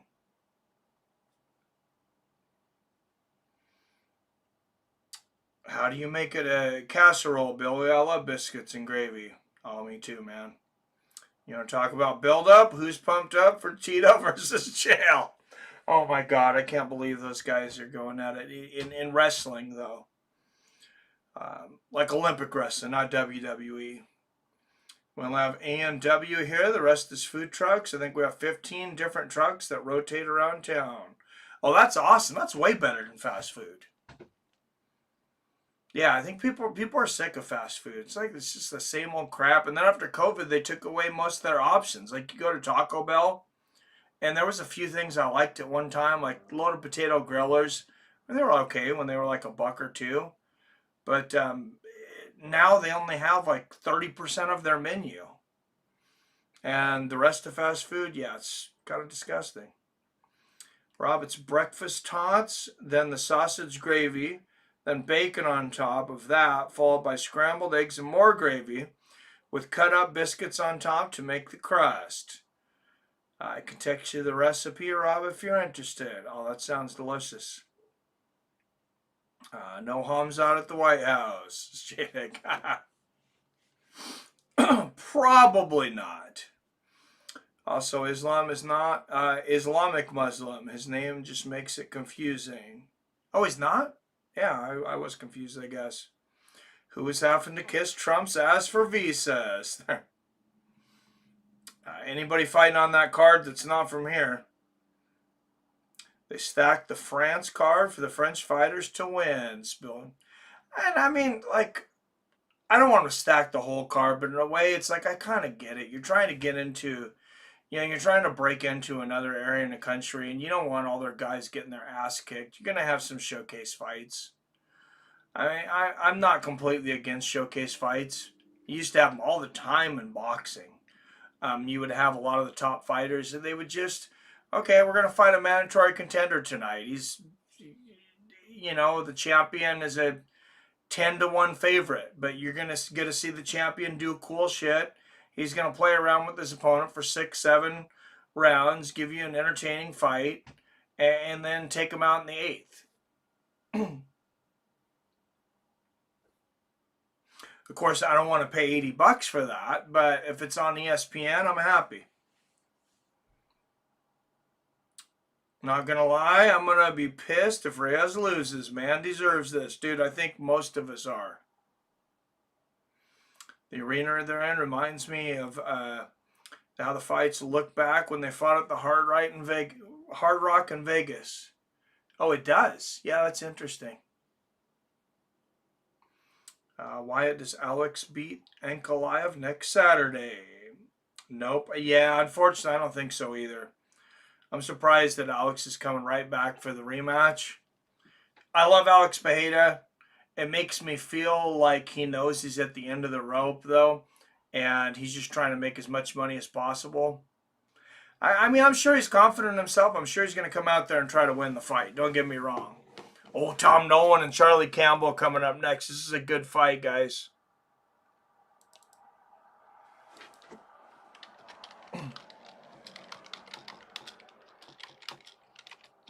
This is a great fight to open the card. To open the main card.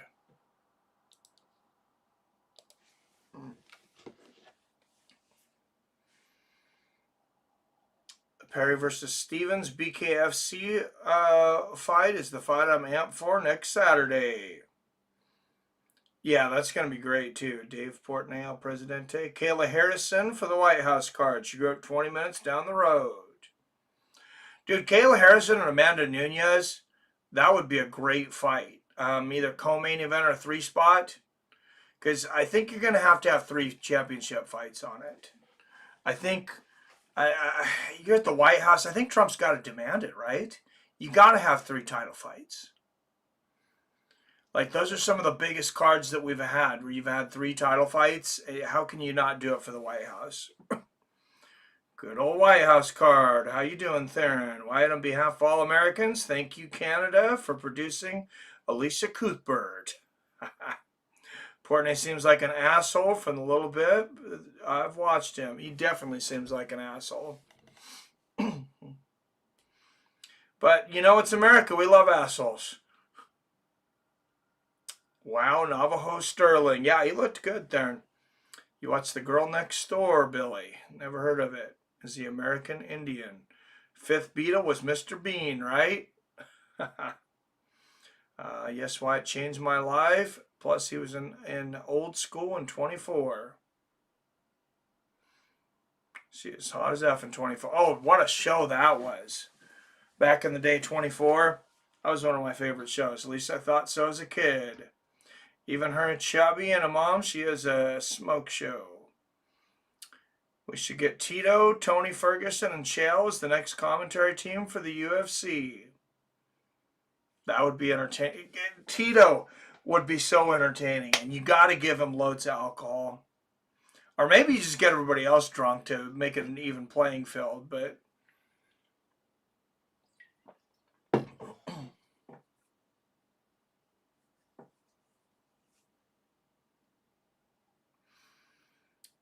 Muslims are peaceful, Islamic Muslims are jihadists.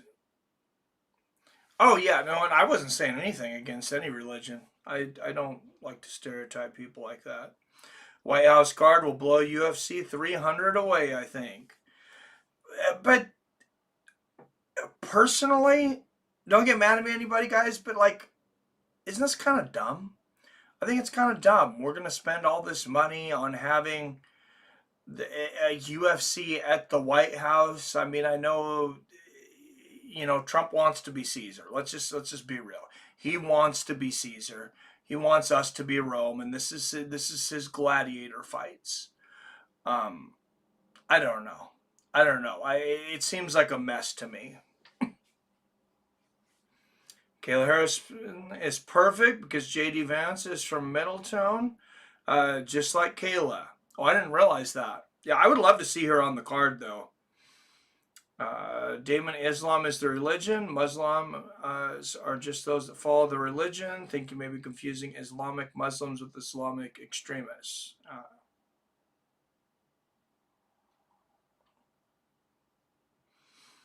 Alicia Cuthbert played Jack Bauer's daughter in 24, right? Yeah, I think so. Why, possibly. But Islam and Khabib are Muslim, like my old Bosnian friend is. They're not extreme like that.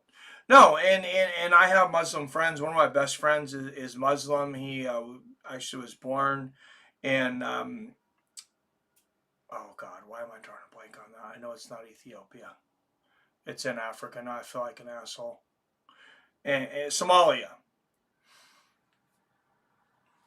All right, Charlie Campbell, 5 years older at 30 years old. Tom Nolan, 3 inches taller at 6'3". 6'3", that is a tall lightweight. Nolan's going to have a half-inch reach advantage at 73 inches. Nolan, the youngest fighter on this card at 25. So a card mature as wine.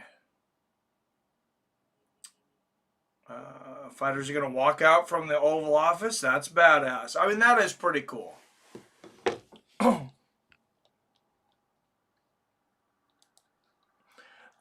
To me, I hope everything goes off right. I hope there's not a bunch of drama, and God forbid any other countries try to interfere in it. It makes me nervous, to be honest. All right, out of the blue corner, a plus 120 underdog out of Las Vegas, Nevada. 9 wins against just 2 losses. His first time as a UFC underdog, Charlie Campbell.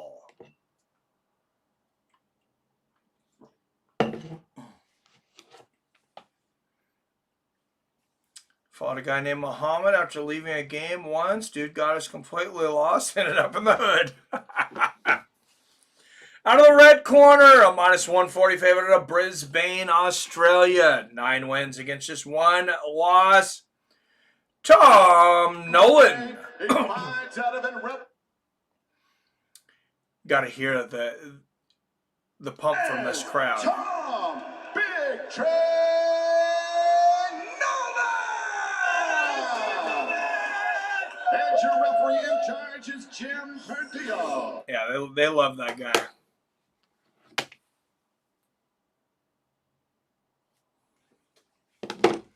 All right, round 1. It's saying there's only 3 of you guys in here. I don't believe that.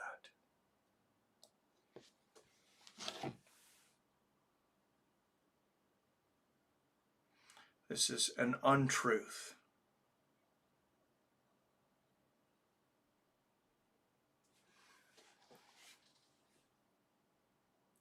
Wait, what the heck? Oh, okay. All right, good body kick there from Nolan to start things out. There's another one. Campbell with the yellow and green trunks and that patented like white streak down the right side of his head there. Oh, good low leg kicks early here from Campbell. And a good right hook to the body. I like Campbell in this fight, actually. I should have put the poll up for this one. I'm here. This is J Dig. Oh, no one down early. I looked down at the chat. What happened there? Good kick to the body. Oh, what a combination there from Campbell and a trip. And Campbell says, nope, get right back on up, Nolan. I know I took you down, but I don't want to stay down.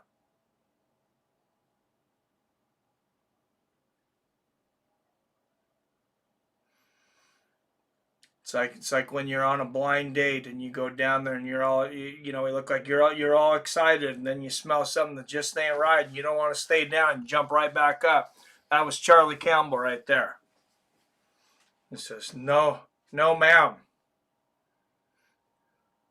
Not staying down here. It's stinky. Good left hook there from Nolan. Oh, what a job from Nolan jumping over that low leg kick from Campbell. That was cool. Left hook and a right hand from Nolan. Nolan's warming up here. Oh, lightning right hand there from Nolan on the chin.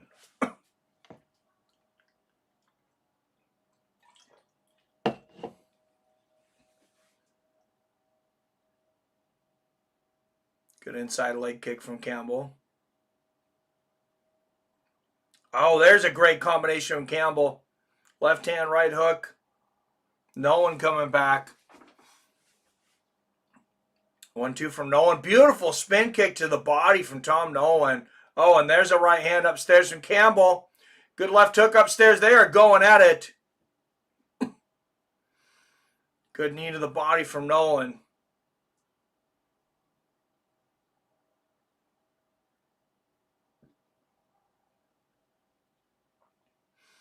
Blood coming out of the nose of Nolan. Oh, and Campbell. But they clashed noses? They both got bloody noses here. Good knee to the body from Nolan. Barely misses that elbow.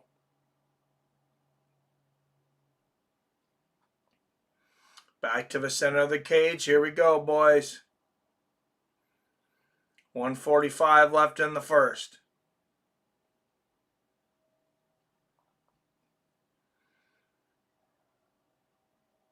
Campbell trying to distract Nolan, putting his hand way up. I don't think that's going to work. Oh, counter right hand there from Nolan. Yeah, Campbell got tagged a couple times there, and then he lands some big right hands of his own. And there's a left hook upstairs, and Campbell a right hand. Nolan knocks Campbell off balance with a shot. What a first round. Couple of good right hooks from Nolan up against the fence. Oh, and Nolan drags Campbell to the ground. This is not where Campbell wants to be. He immediately looks to sink in a sleeper hold. Does he have it? And there's a tap, and it is all over. Tom Nolan with the first round finish. That fight was exciting while it lasted. What a scrap. Those guys mixed everything you could think of up in like 4 minutes. They threw every single weapon you could throw, including the grappling. So fun to watch. This is a serious prospect on the rise. Wow, that was not a long fight, but what a high-level fight for, especially for Tom Nolan is 25 years old. These aren't super experienced guys. Charlie Campbell coming with 11 fights, came into the fight at 9-2. Look at this spin kick to the body from Nolan.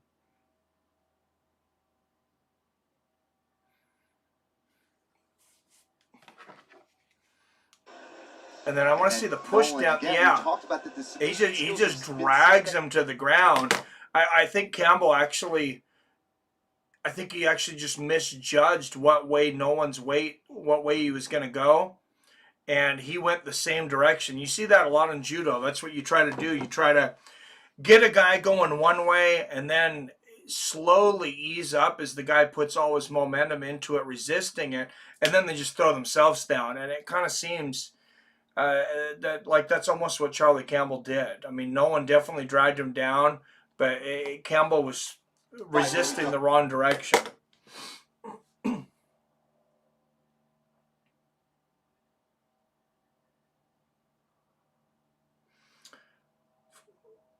I'm here, Shay Dig. Yes, message you on Facebook, Mike. I'll look at it. All right. Dude, going downstairs, some steaky box. Blind date is some creative shit, Mike. Much more vile than steaky puss, right?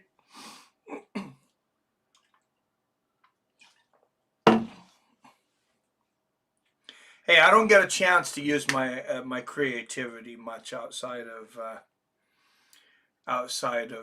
streaming, so it's fun.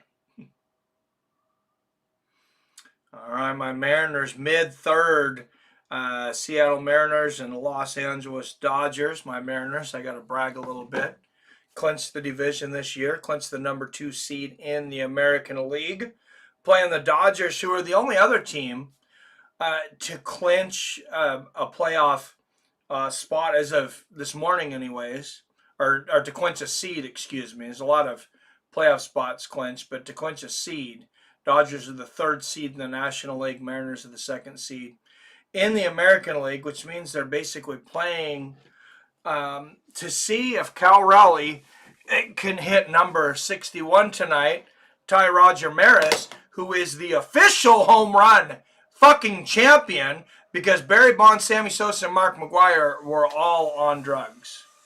So if Cal Raleigh hits 2 more home runs, in my mind, He's legitimately the home run king. Tom Big J Nolan! I'm here with Tom Big Train Nolan. Unbelievable fight that you guys just put on. Tom, before we even talk about the fight, let's talk about this knee and what happened there and how'd you battle through that? Yeah, checking those big inside leg kicks. Looks like a bit of a hematoma. It's pretty brutal. Oh. I actually picked one up in camp. Yeah, that looks like 12 bad. weeks ago, filming some funny social media stuff with one of my sponsors. It was about 3 times bigger than this. So at least it's not my first time. I'm not as worried. Well, listen, first career submission coming in here, 4 fights in a row here in the UFC, and the first time that Charlie Campbell has been submitted. Tom Nolan moving to 10-1 here tonight, Tom.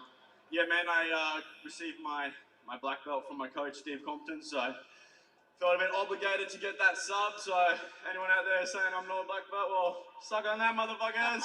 I love You it. talked about how you had those submission threats just the first time you got to put it in display. But with this win streak going in this division at lightweight, Tom, and to do that here in Perth, in Australia, close to home, what would you like next? Is there anybody in this division you'd like to see to kind of move yourself up the ladder?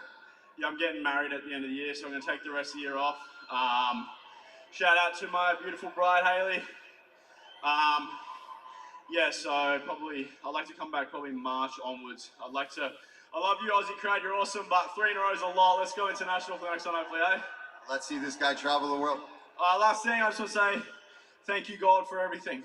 Well, congratulations on a huge win. Let's hear it. You always got to follow fuck you fucking cocksuckers with thank you God for everything.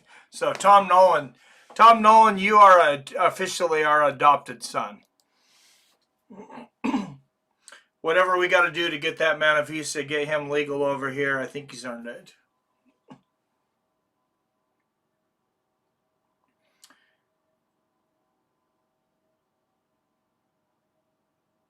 The Astros missed the playoffs, which is wild if you said that at the beginning of the month. Oh, yeah, they completely fell apart.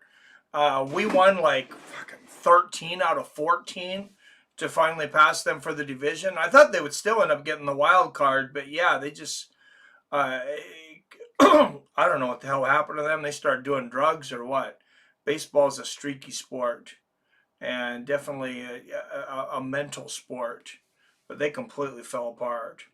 Aaron Judge hit 64 for the Yankees 2 years ago. Oh, that's right.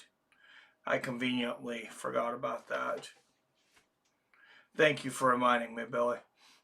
Aaron Judge hit 64 for the Yankees 2 years ago. He would have the record still. Okay, so Aaron Judge is the king. As far as I know, he has not had any steroid accusations around him. Who's looking forward to this Mark Kerr movie? There, all right? Come on, are you ready? Yes. Let's go. This looks incredible with The Rock. Everything that he should understand. I just need you to let me in. Does Mark Kerr still have it in him? Rated R. The Smashing Machine, October 3rd. I'm trying, Wyatt. I got to get my passport to come visit you guys. I'm trying to get over there, though, to go watch that movie with you. Look at this UFC fight now. Holy shit, how is this just a fight night? Saturday, October 11th, Pharmacy Arena. Charles Oliveira, Mathews Gamrot is the main event. The co-main is Davison Figueiredo, Montel Jackson. You have Vicente Luque and Joel Alvarez. That's your top 3 fights. We also got Ricardo Ramos and Kane Olfley, Lucas Almeida, Mike Oswald Jr. That's a great card. Main event at lightweight, and That's an incredible fight night.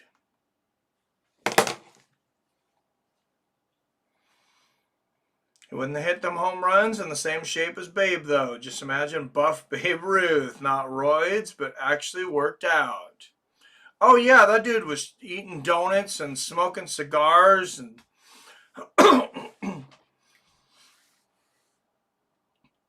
eating a lot of pussy.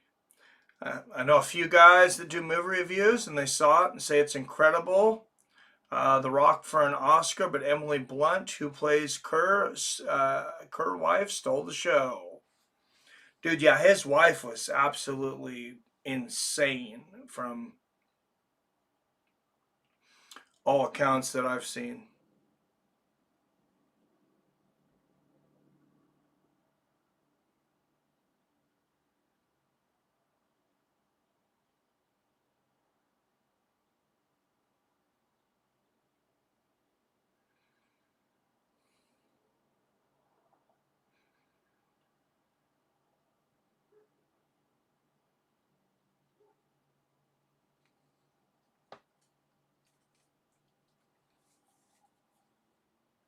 All right, thanks for that, Billy. Yeah, no, I'm definitely going to see that one. I mean, God, what? Do you guys ever go to the theater anymore? Like, I was just looking because I was like, oh, it might be fun to go to a movie with the wife. I would never go if it wasn't for like a date night thing, but you like to, you look for different things that you can just get out of the house and do, and movies are one of those things. And I'm looking at what's in the movie theater. I'm like, this is atrocious. Like one of the movies, The Strangers 2, I think it was 27 on Rotten Tomatoes. I mean, just horrible movies. Like, no wonder you have one or two movies that really stand out every year now because all the other movies suck. When people have much better options on Netflix and Amazon Prime, I mean, how are you going to get them out of the house?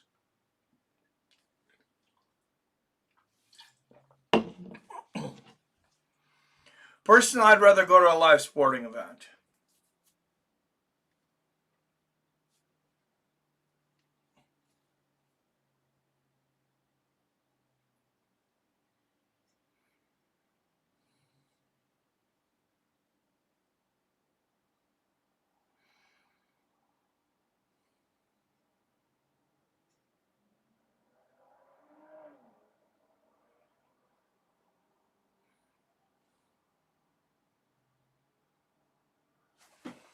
All right, guys, and speaking of live sporting events, we got a new sponsor, and they are Game Time.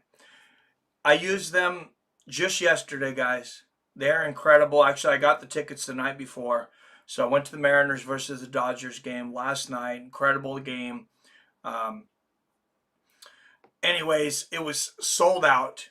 I mean, it was really sold out. And the tickets before then, the cheapest tickets, because of what's going on with Cal Raleigh and his home runs and just the Dodgers being there and everything. I mean, tickets were like $200, and we're talking like nosebleed $200.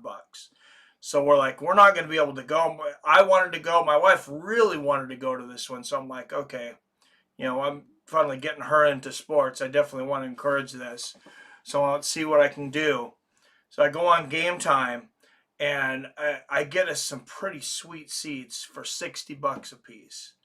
And I'll tell you, it's a legit company. It's actually sponsored by Major League Baseball. I got emails from the Mariners and Major League Baseball asking about my experience.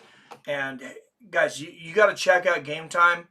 If you're thinking about going to something, you don't think you can afford the tickets, last minute cancellations, you can get some great deals. Just out of curiosity that night, I went on there to see what it would have been to go see Old Dominion, because me and my wife both like them. They're a country band, and we could have gotten pretty good tickets for $26 on there.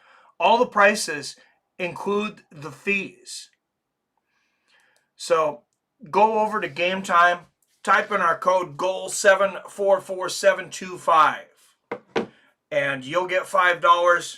I'll get $5 the first time you buy tickets on there. But honestly, guys, I don't even care about the $5. I want to see you guys save some money and be able to go to live events. So many times I felt like I couldn't go to live events because I couldn't afford it, or I just couldn't justify putting out the kind of money that they wanted and the fees. There's been things that I would have went to, and I go to check out, and the Ticketmaster would show the fees, and it's like the fees were almost as much as the tickets. And I'm like, I'm out.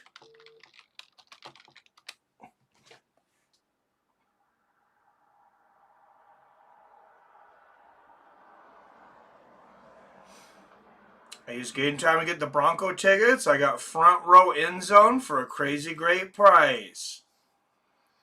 Oh, that's sweet, man.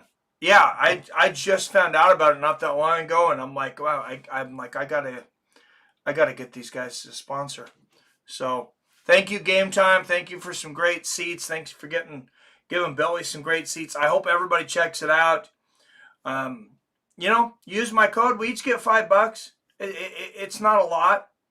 I'm not getting paid a ton, to talk about them, but I just want people to be able to go to more live sporting events, live concerts, things like that. Let's get out of the house, go out there and enjoy the world, enjoy actual, companionship with actual people. Darius, after every fight, I'd like to thank my Lord and Savior Jesus Christ. I'm absolutely nothing without him. Mike, can I hurry up and get Bin Laden's ass out of my damn country? Pretty much, Wyatt. Oh, God. Maybe I was mixing him up with somebody. Now that you say that, I remember him saying that every single time.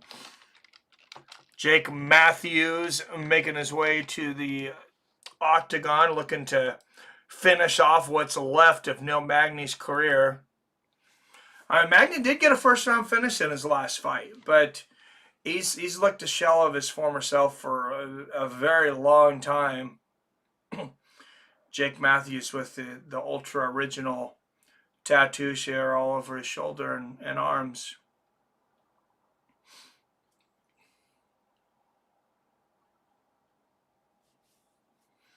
All right, we're getting into the nitty gritty. What is this? Is this 3 spot? 3 or 4? Oh, I got to get up a poll, guys.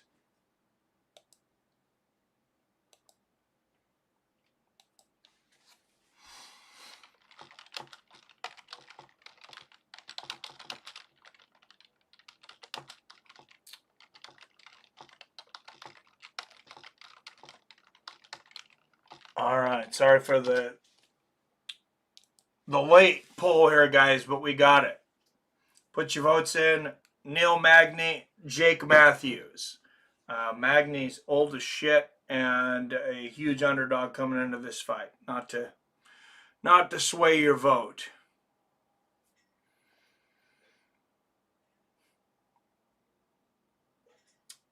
What's up, Jam? All right, Neil Magny, 38 years old, 7 years older than Jake Mathews. Magny 3.5 inches taller at 6'3". Both men weighed in at the 170-pound limit. Magny will have a 7-inch reach advantage. Mathews has the second most fights on tonight's card with 22. Magny with the most pro fights on the card. So two veterans here.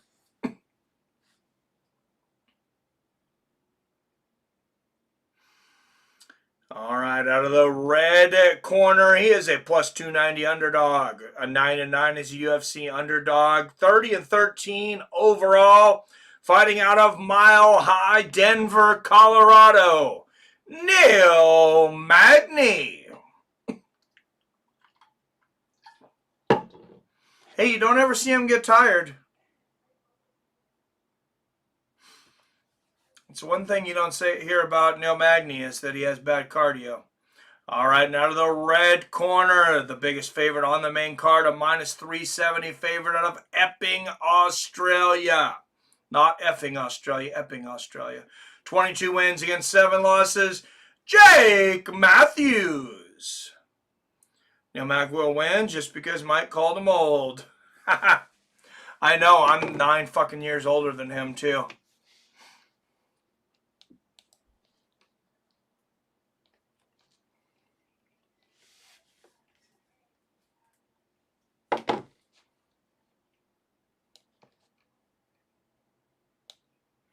All right, Magny, Mathews. Here we go. And just 3 votes on the polls. That's how we're going to end it. I'll leave it up for just another second if we can get another vote or 2 in there. We got Mathews leading it so far. Mathews in the gray and black trunks. Magny in his black and red trunks. I'll get the next pull-up quicker, guys, but I got to pull it. We're 30 seconds into the fight. Good right hand there from Mathews. 4:20 left in the first. I'll get the pull-up for the next fight now, so I don't forget.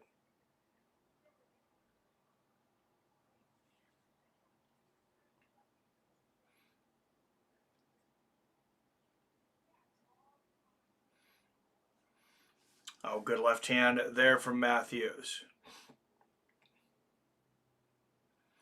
3 spot up next. Jack Jenkins and Ramon Tavares.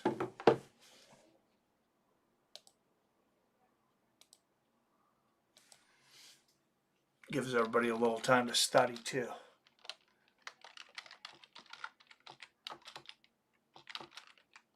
Good double jab there from Magny.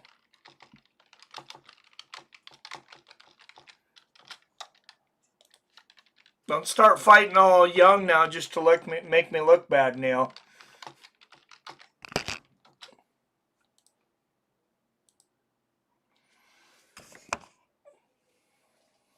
Oops. Bump the damn camera.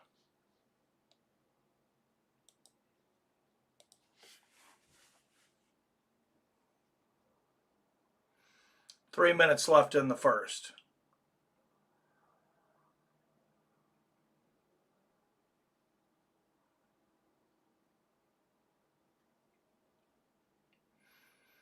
Mathews off to a bit of a slow start for him. Good low leg kick for Mathews. Right hand lands for Magny.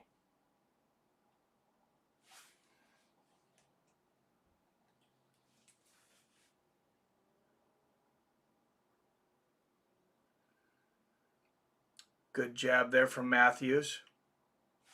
Low leg kick. Slow start to this fight, though. Oh, there's a 3-punch combination from Magny. Fun fact, another one you never hear they have bad cardio is crackheads. you don't. Maybe that's because they don't eat. So they never get tired. Right hand for Mathews and the left hand. Can't have anything to do with the elevated blood pressure of crack, I'm sure. Oh, good left hook to the body from Mathews and the right hand upstairs. What a combination there from Magny. Looks like the little engine that could out there. Couple of good jabs from Neil.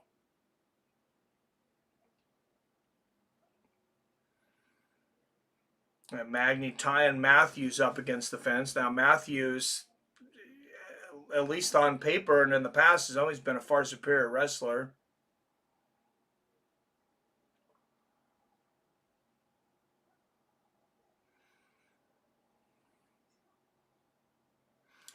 But you never know how these guys traveled. And you also got to wonder, I know it has nothing to do with Australia, but Magny's used to training in Colorado. Oh, Mathews just got a guillotine in here, though. I think Magny's okay. I mean, everybody's going to be affected by the flight and the change of venue and everything. I imagine guys that already have better cardio, though, are going to fare better.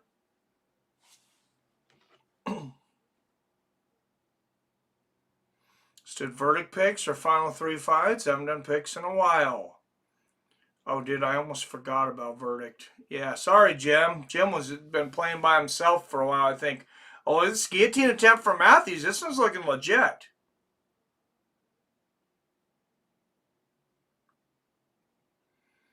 Magny might be in some trouble here. Just 5 seconds left in the round. I think he'll survive. And he does.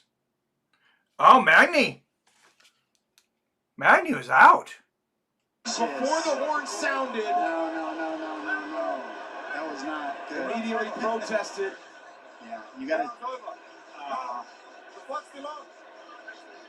Wow, so Jim Pereira says the fight's still on. Round is over. What is up with that? You're right. Fight's still on. I think Magny went out. We'll have to listening to that. I The thought bell that he rang. stepped in before the horn sounded. Nah, he didn't. He didn't. Good save. We're going to take a listen to this.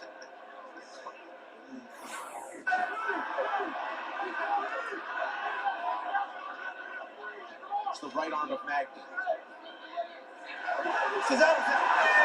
Oh, yeah. He stopped the fight 3 seconds before the bell went. The referee intervened before the horn, said he's out, and while he was doing so, the horn sounded. Yeah, Magny got away with one there. He was out. Let's see if after seeing this, they overturn this in between rounds. Magny's looking to get out there as quick as possible. They're like, hurry. He's like, hurry up and ring this bell. That know you're going back and now you've got to fight another round. That's tough emotionally for a fighter to deal with. And for Magny, it's a chance, you know. Well, it's got to be tough for Neil Magny coming in here after just being choked unconscious, too. They're talking about it's got to be tough for Jake Mathews, thinking he already won the fight, to have to come back in. But yeah, it's got to be tough on both guys. Good jab there from Magny. Coming back from the grave. Good little leg kick there from Mathews. Left hook upstairs from Mathews. Ref jumped in early. Should be the end of the fight, though. Ref stopped it before the bell, right? It says the fight's over. Ref stepped in. If I was in Jake's corners, I'd be losing much. Yeah, dude, that's ridiculous. Like, Jake Mathews won the fight. The referee stopped it because he thought Neil Magny was out. And then he's like, oh, the bell rang afterwards. I guess we'll just keep fighting. Yeah, that's definitely some Bush League shit. Good left hook there from Magny. I mean, if Magny wins this fight, yeah, Jake Mathews needs to protest this. Good exchange of left hands. And, oh, look at this. Mathews with that guillotine attempt again. Magny jumped right into it. Well, he decides not to hold on to it, though. Mathews looking a little undecisive here. Now he takes the back.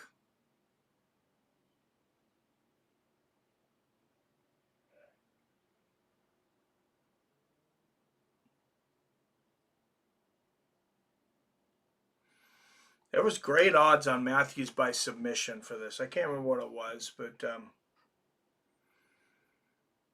I know I looked at it and thought and thought about putting some money down, but I didn't bet anything on this.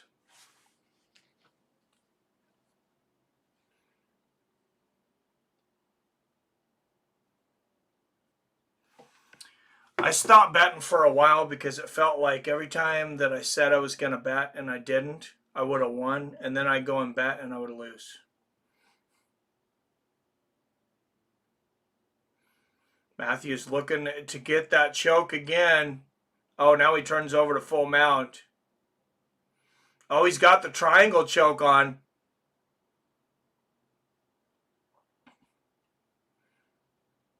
Oh, what a horrible position for Magny. Jesus, this is a nightmare. I mean, Jake Mathews just sitting with his full weight on Magny's face here. With his head in a triangle, pounding his head. And then holding his arm with the other arm. Look like he's going for a Kimura or maybe set up an armbar here. And somehow Jake just gets so awkward in these positions. He kind of just let Neil out. I think he couldn't decide what he wanted to do. What's up, iRock? Good to see you, sir. How have you been? Howdy, Dwayne Johnson. What?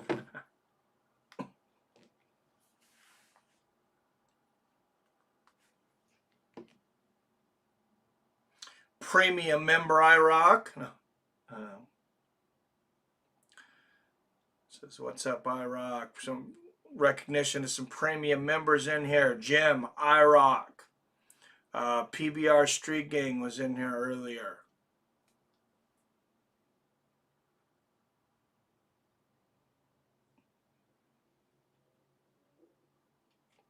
I didn't see anybody else in there.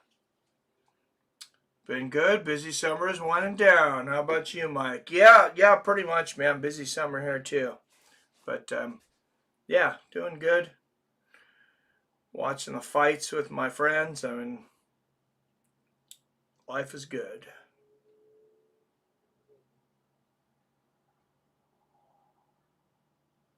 My Mariners won their division. They're the number 2 seed in the American League.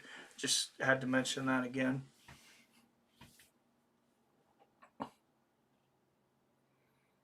Matthews still, he was working on this choke.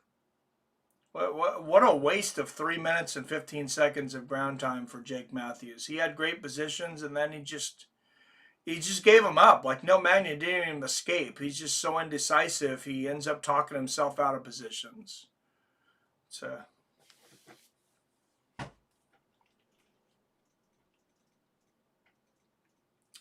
It's kind of cool getting 2 fights in one. If they rematch after tonight, they should call it Magny versus Mathews 3.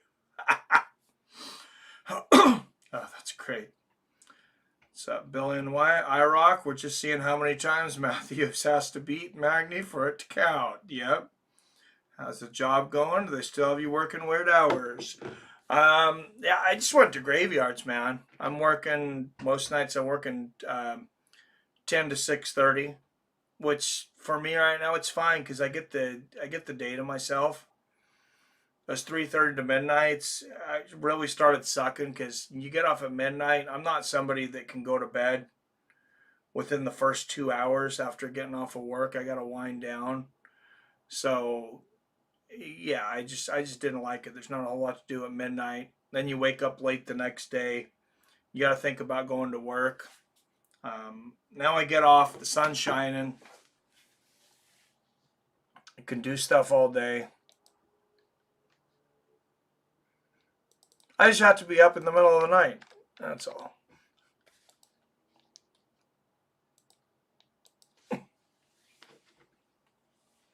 Oh, big right hand there for Mathews to start the second. Or start the third, sorry. Oh, they were going at it. Both guys landing good combinations. There's a good left hand for Neil. If I had bet submission, you know how pissed I would be right now, Wyatt? Because like I said, I'd actually thought about betting submission on this fight for Mathews. Because he has a lot of submissions.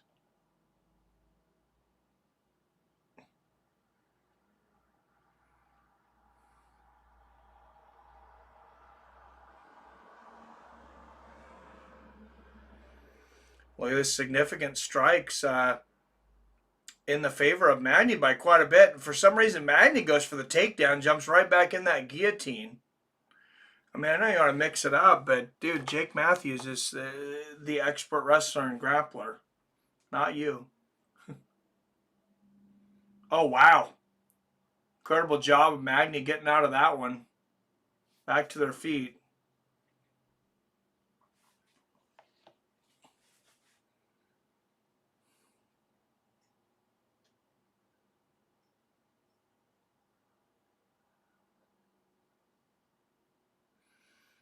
Good knee to the body there from Magny.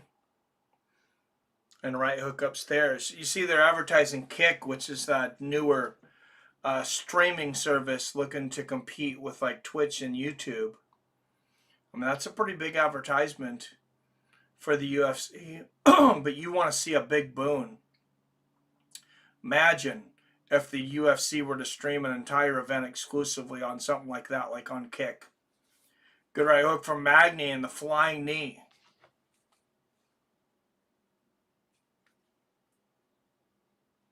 Oh, now Magny going for a chokehold here. He's got Mathews mounted up against the fence.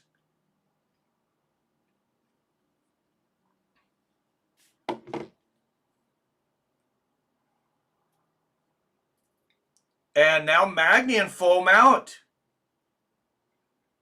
And Jake Mathews, he might just be dejected from having his victory stolen from him in the first round. And Mathews is up. Now he's on the single leg. Magny doing a good job. But what the heck is this? Magny, you're going to give yourself a hernia. What a strange way to try to lift a human being.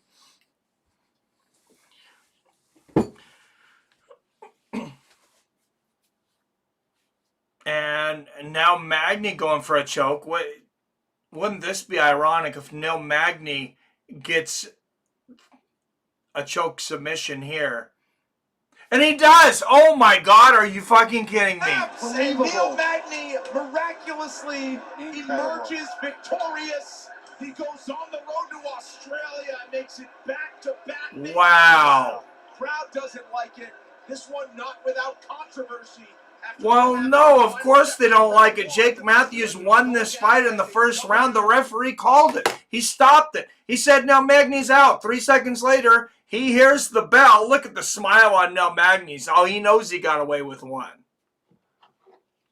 The way he defends his double, head in the middle, it's hard to finish. You have to pop your head out to finish that, and then he transitions so well. He starts softening up Mathews to get to a better position, and then I mean, it was a slick move from Magny, don't get me wrong, but this fight should not have still been going. F you, ref. F you, hell no, right, man? That was nuts. That was nuts. What a strange moment. Hey, that's one we won't forget, though. That will definitely go down as one of the stranger moments in MMA. I mean, if we take anything away from this fight, it's that.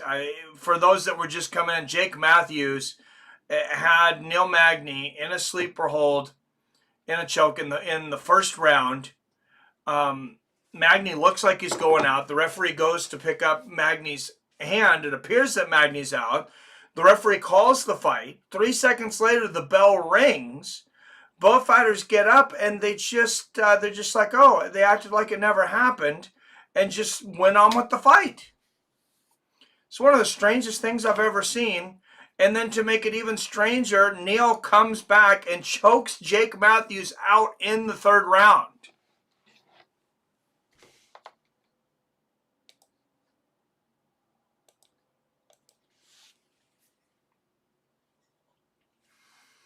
Well, we did get 2 fights in one, Damon. We got 2 finishes. Speaking of streaming, you guys see iShowSpeed is spending the day with Jon Jones today. I'm not sure who that is. 2 crazy mofos. What could possibly go wrong? Oh, God. They're going to end up in jail, aren't they? I don't know who iShowSpeed is, but that doesn't sound good. Pick Magny on the poll. That's 1 win apiece. Best 2 out of 3, right?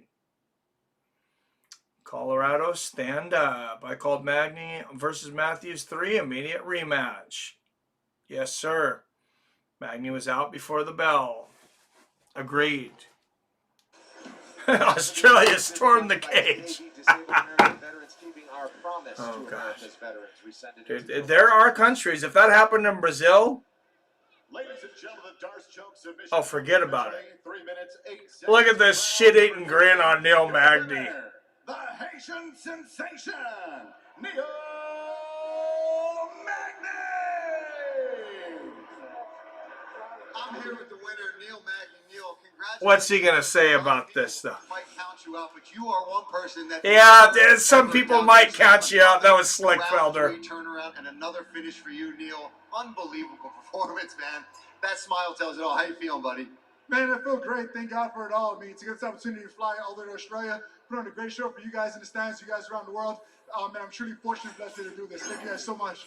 And Neil, we got to talk about round 1, right? You were fighting that guillotine. It looked like it got stopped. It didn't. What was going through your mind and what was going on? Because it looked like you were immediately okay as soon as the ref stopped it for a second. Yeah, I was kind of holding on as tight as I could. I heard the clacker, and I just started to count down in my head, 10, 9, 8. And then once I got to 1, I was like, all right, the bell should be going off here pretty soon. So as soon as he grabbed my hand, just gave him the thumbs up, let him know I wasn't out, and keep on fighting. Oh, we were all happy that the fight continued. We were talking about it on the commentary desk. But listen, then you turn it around in round 3, you get your own submission. So why don't you talk us through this? Round 3 on, you started really turning it up. The wrestling seemed to be back. Neil Magny should run for office. Your own submission. How soon did you know? I mean, he polished that turd like a professional politician. holding on to the legs and didn't let me get it. But always keep fighting, always keep pressing forward. I mean, it's like that old school Rocky saying, not hard to get hit, but hard to get hit to keep moving forward. But whatever that saying is, just keep moving forward. It's just going to happen. Figure it out. Listen, there's not a lot of guarantees in life, but a Neil Magny comeback is certainly one that we can count on. Give it up for your winner, Neil Magny, ladies and gentlemen. Well, the short-term goal for... Wow.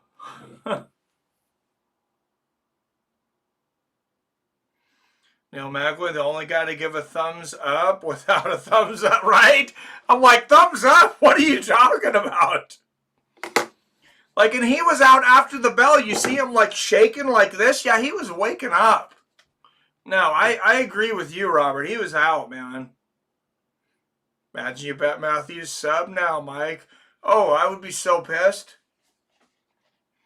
Yeah, it's shit like this that keeps me away from the casino.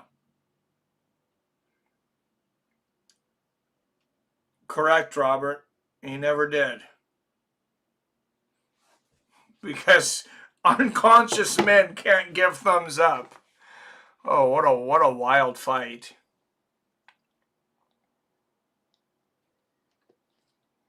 Amanda Hebus in the crowd. Damn, she's a smoke show. She could do some modeling outside of fighting.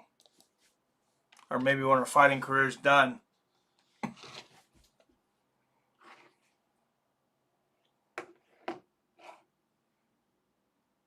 What is this? Official weigh-in show? Is it John Anik doing a shoey on the show?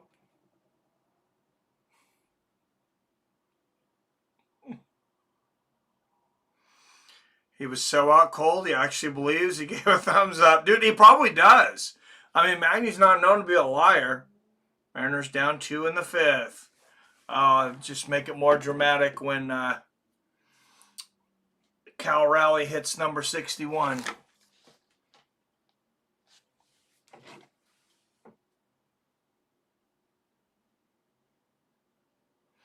All right, Jack Jenkins, Ramon Taveras up next, featherweights. And of course, Australia is home to one of the greatest featherweights of all time, Alexander Volkanovski.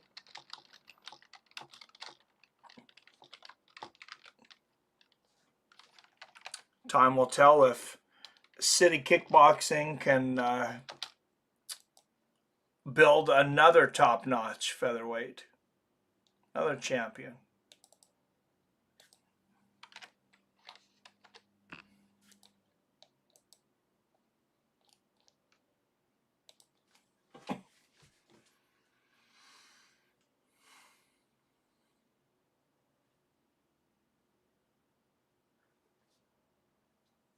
Yeah, I hadn't caught that though, Billy. Thank you. That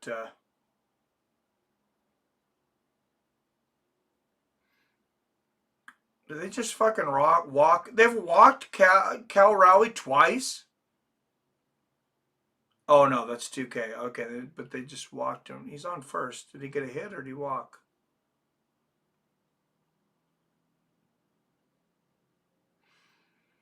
They walked him twice at the game we were at last night, intentional walks, which was frustrating.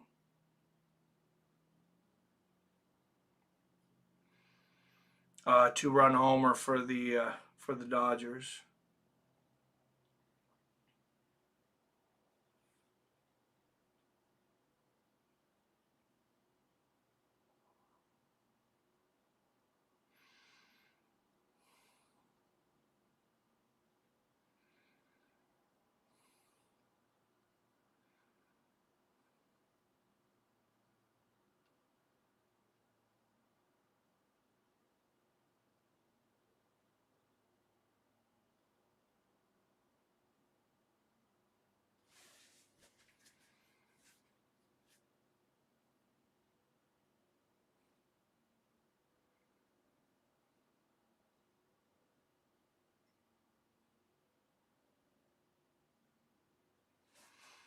Julio up with a full count. But, I mean, they walk Cal, and you just walk Cal to get to Julio Rodriguez.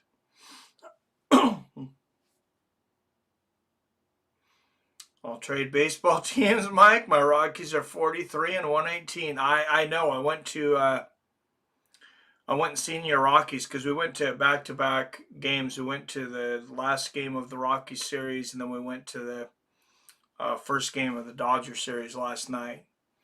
No, I won't trade you. Hey, we've never won a World Series, man. So, almost the worst team ever in the sport that is over 125 years old. Yeah, sorry about that, man. Hey, at least you're not the worst. Almost, people don't remember almost. You're the worst. That goes down forever.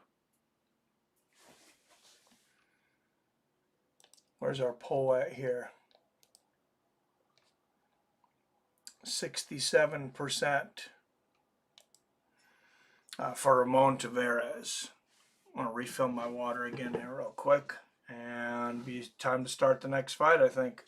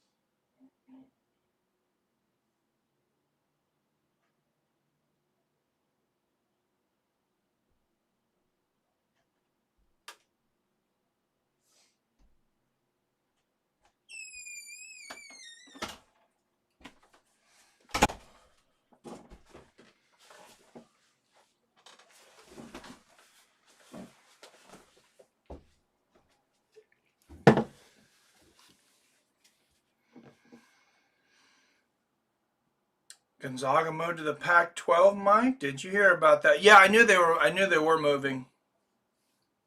I think that'd be good for them. Stoked. I went mountain biking up a huge mountain.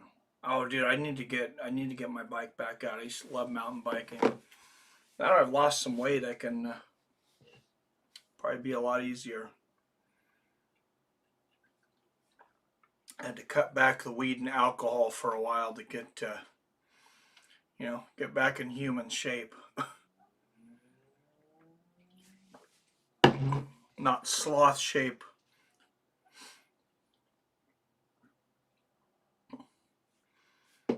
But, man, I am excited about Dominick Reyes and Carlos Ulberg. I really hope that Reyes pulls it out. Ramon the Savage Tavares and Jack Jenkins up next.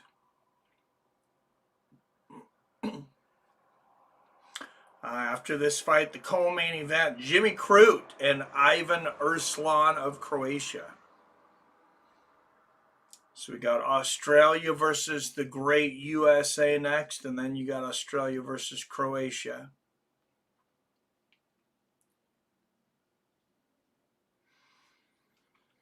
This is the guy spending the day with Jon Jones. Is why. All right, I'll have to check this out.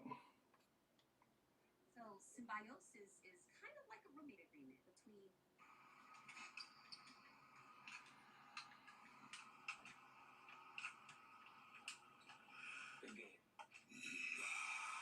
What in the hell?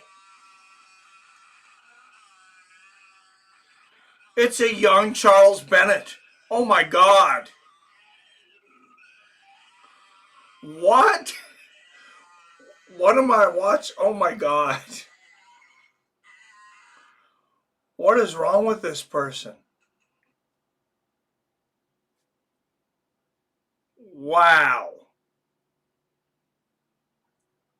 See what I tell you, Billy? Mariners are up 3-2 now. Polanco homer.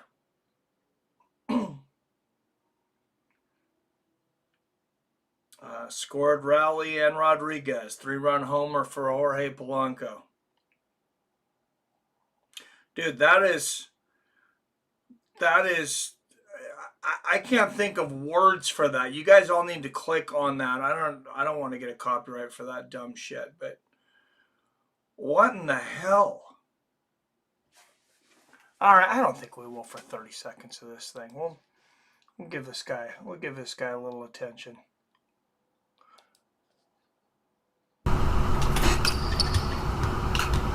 Fast forward to the moment. Yeah, look at this.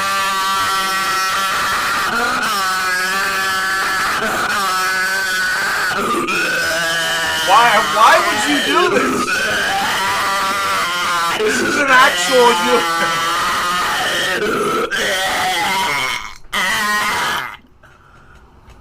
I'm sorry you guys had to see that.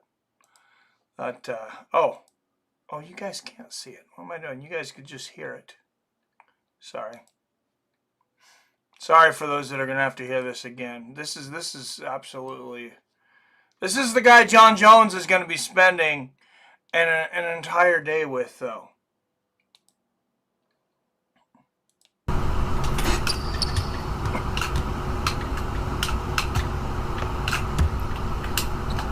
Good game.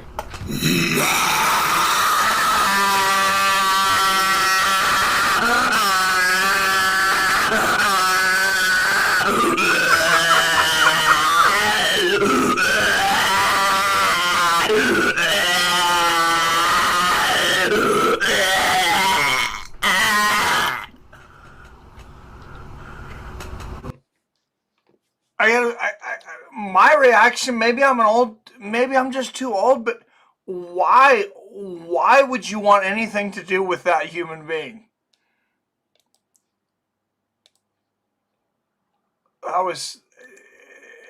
I'm lost for words, Wyatt. Thank you for sharing that. All right, both men 31 years old. Ramon Taveras, an inch taller at 5'8". Taveras missed weight coming in at 147, so he'll write Jack Jenkins a check.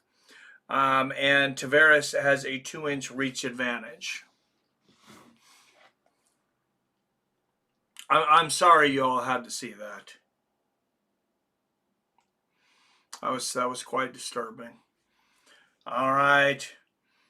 Out of the blue corner, a plus 235 underdog from Duval County, Florida. 10 wins against 3 losses. Representing the United States of America, Ramon Taveras. All right. Let's hit in the poll. 71% for Ramon. Either you guys love underdogs or you hate studying. And out of the red corner, a minus 290 favorite out of Melbourne, Australia. 13 wins against 4 losses. Jack Jenkins.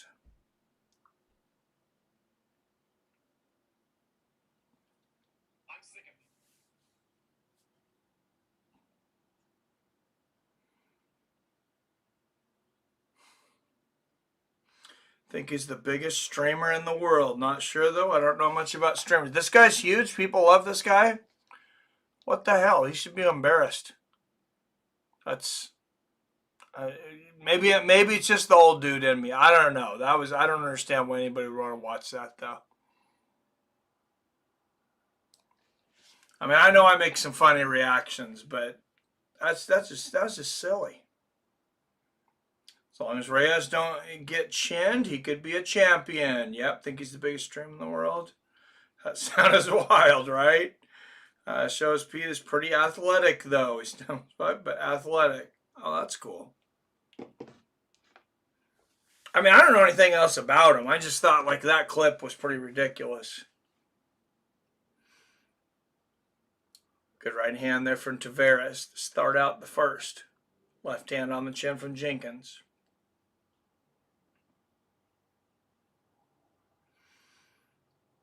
Oh, good right hand from Taveras.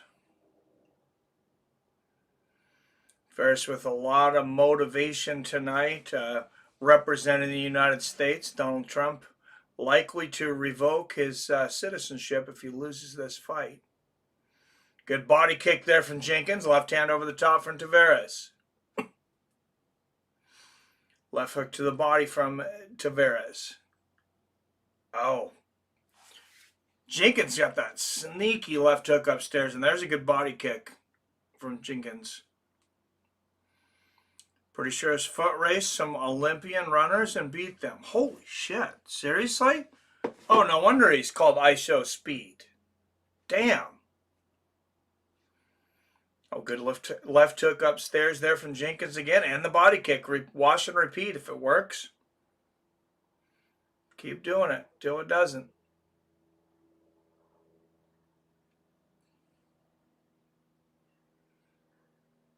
There's a good left hook from Jenkins.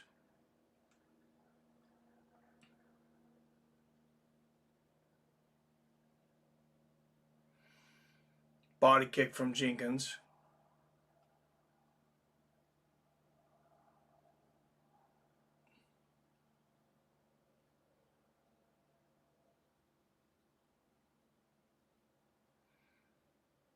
There's another body kick from Jenkins. Left hand on the chin from Tavares. Oh! Oh, and Tavares gets him in the sack. Nut check.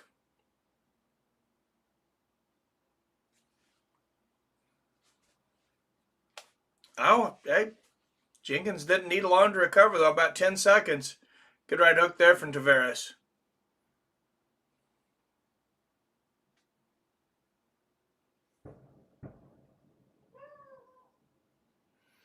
Oh, Mariners must have scored again. I hear the fireworks. That or it's over. Or there's some Alabama fans in my neighborhood because they just beat Georgia.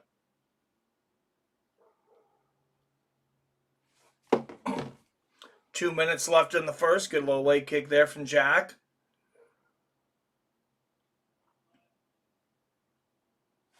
Oh, what a combination from Jenkins. Good right hook upstairs right on the temple. There's a beautiful body kick. I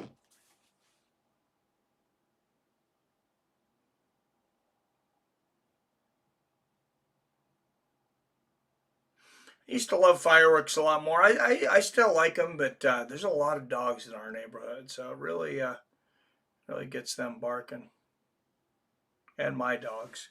Oh, good 4-punch combination there from Jenkins. He's just piecing Tavares up right now. There's a low leg kick from Morona and the body kick.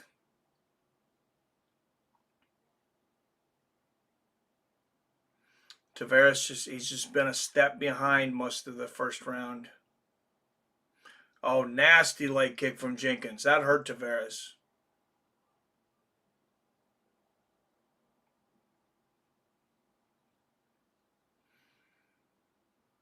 Oh man, he is just belting that leg.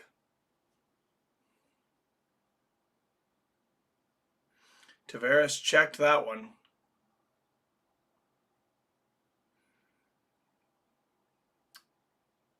Yeah, either Jenkins played soccer or he was a field goal kicker in high school.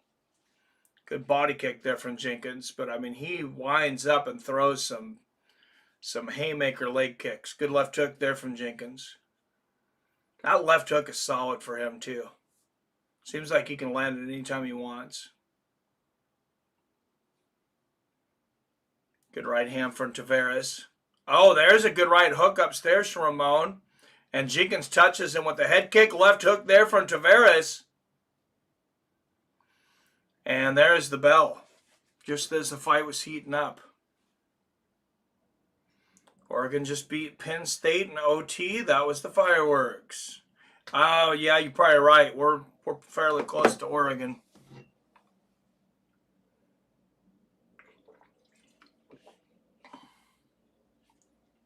Although a lot of my neighbors don't really need excuses to light off fireworks all year round.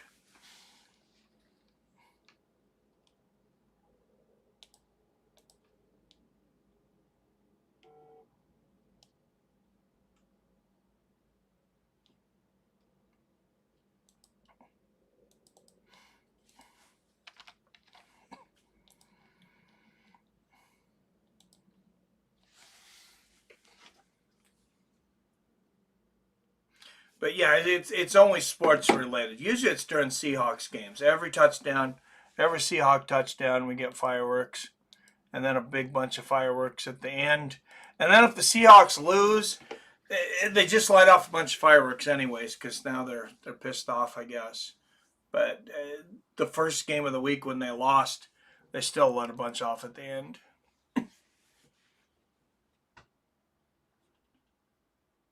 Good feints there at the beginning of the round for Tavares. Jenkins not biting, though. There's that left hook again for Jenkins.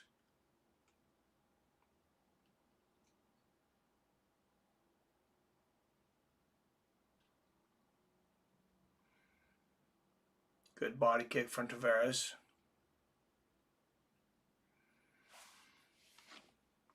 There's a straight right from Jenkins.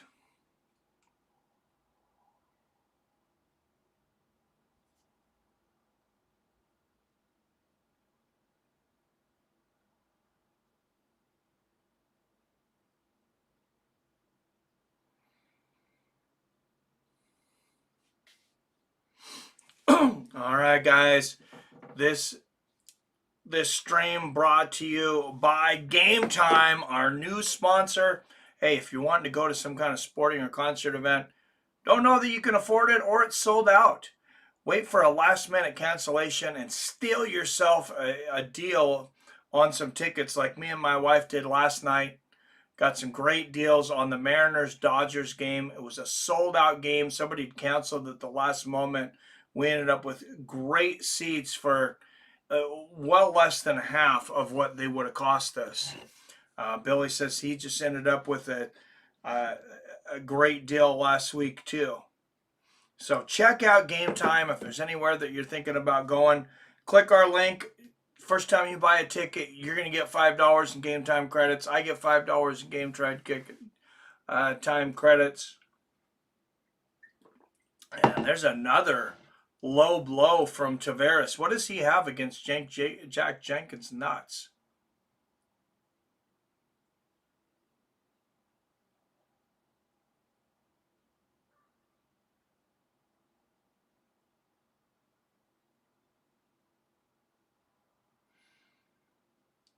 Jack only needed 10 seconds the first time. This one was a little worse. I wonder if he's going to take a point away. Should have already lost the point because of the weight miss, but we have not instituted that. Oh, and here comes Tavares going nuts. Oh, big body kick there from Jenkins. And there's that left hook again. Look at the head movement on Jenkins. He is coming in inspired after getting kicked in the groin. I guess that's what it takes. Don't go after my boys.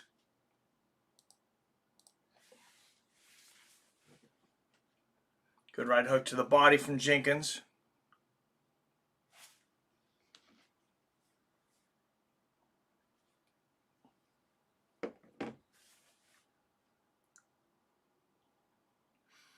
There's a good knee to the body from Tavares. Oh, good left hook upstairs from Jenkins.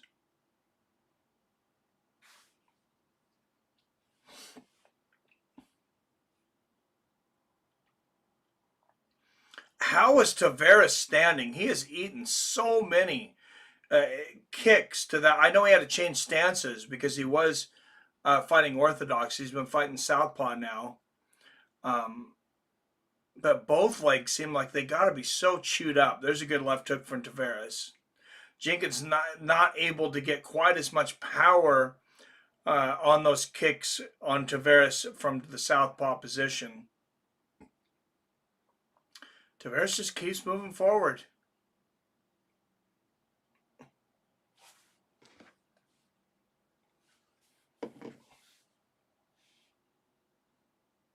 Oh, head kick from Jenkins. And there's the 1-2 from Jack.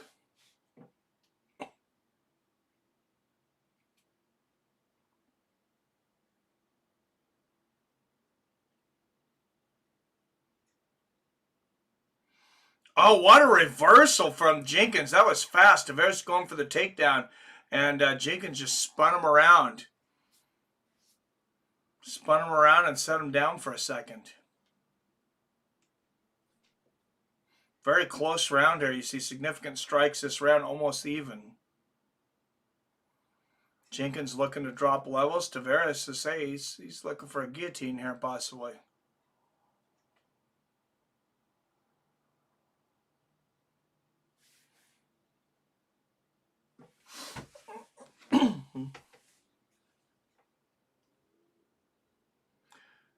It's funny, Mariners are up 3-2 right now. We lost 3-2 to the Dodgers last night. But that was a fun game. All the way down to the wire. 2 outs, bases loaded for the Mariners with Eugenio Suarez up. Oh, wow, what a back and forth there. Both guys land big left hooks. There's a right hand from Jenkins. There's the head kick from Jenkins. And Jenkins runs and gets the takedown.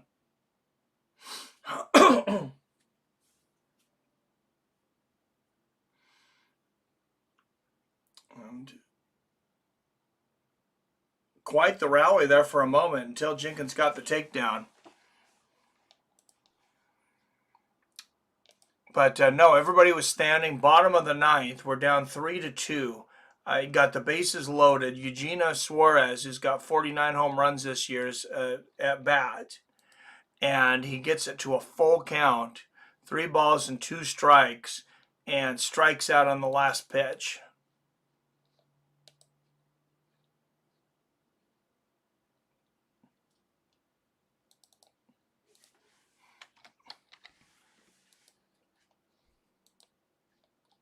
I couldn't even be that upset that we lost after that. That was exciting. Arrow says, go Ducks. Yes, go Ducks. My nephew Evan is a big Ducks fan.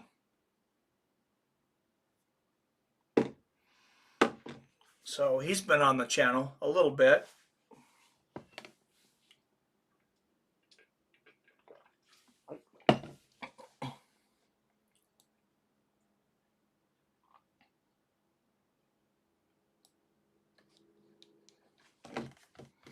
All right, UFC 320 coming up Saturday, October 4th.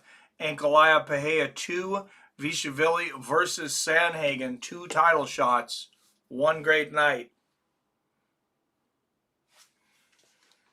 Oh.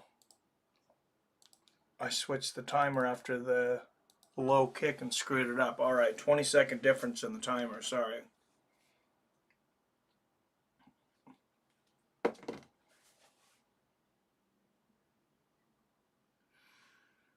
Have yet to get a donation tonight, just saying.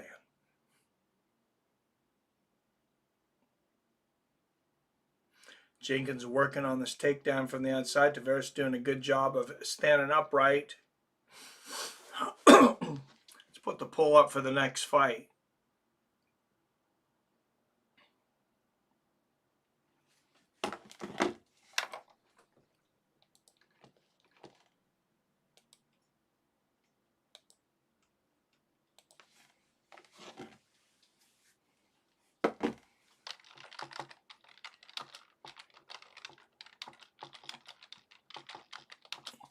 Oh, and Jenkins with another takedown there.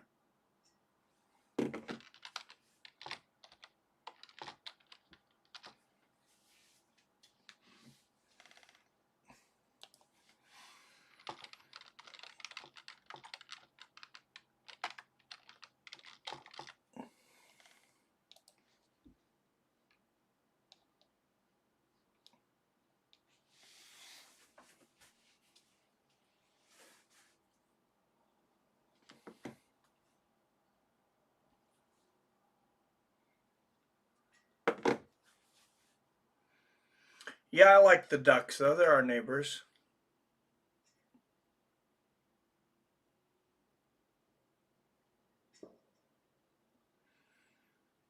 Fireworks still going off.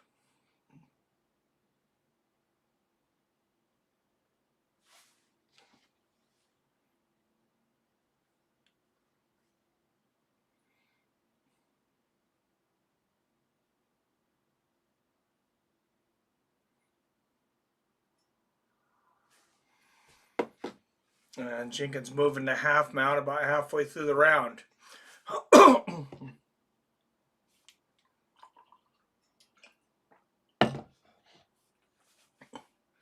I mean, Tavares, to his credit, he's shrimp crawling. He's trying to get out of this instead of just pulling Jenkins in and looking for a stand-up, looking for the ref to bail him out like a lot of fighters do. Oh, good right hand upstairs for Jenkins. Oh, and Jenkins is up. Tavares is up. Jenkins has got the body lock still, though, and he pulls Tavares back down. Oh, here's a sleeper. This is deep. I think he's got it. Oh, how did Tavares get out of that? Just too slippery this late in the fight, I guess. But it looked like Jenkins had that. And now Tavares on top lands a nice elbow. That tape on Jenkins' left hand is a bit of a hazard. Like it is. He's got half of the tape of his thumb hanging off.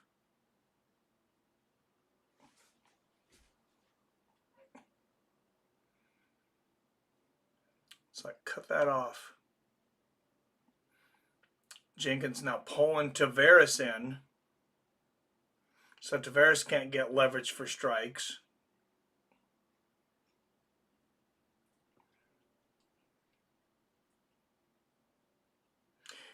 You almost got to kind of wonder sometimes. He's leaning that elbow with all of his weight down. Tavares is like, you probably crush a guy's windpipe doing that. Oh, and Jason Kagan with the super chat. Thank you, sir.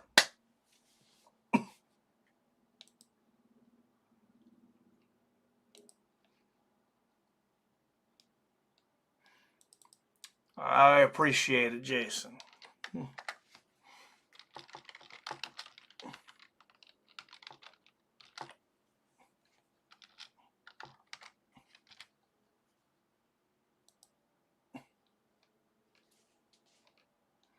Oh, wow. Jenkins going nuts to the bell. He just about got a stoppage there, I think. Now this crowd is going nuts. To get back in. Look at that head kick.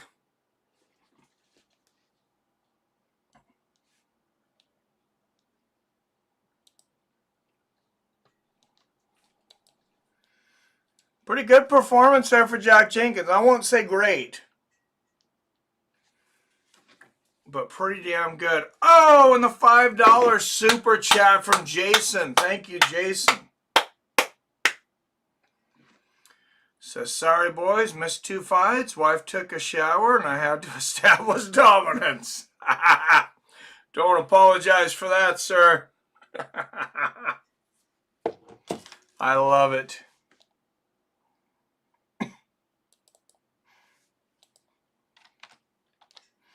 King of his domain.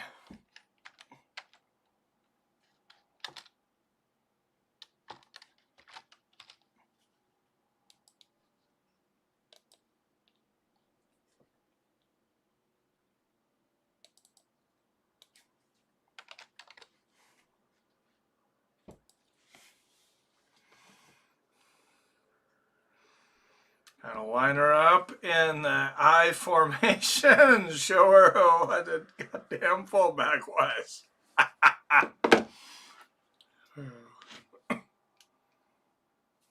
To settle the trilogy tickets on sale on AXS, VIP packages. Can't argue with that. All right, let's get the decision for this featherweight bout with Joe Martinez.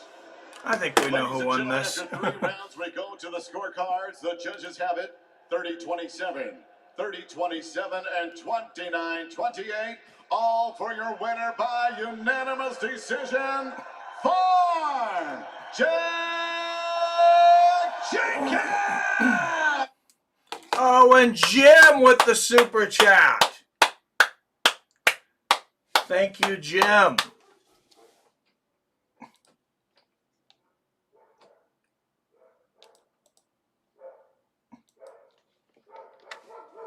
Appreciate you, brother. And that dog outside my window also appreciates you.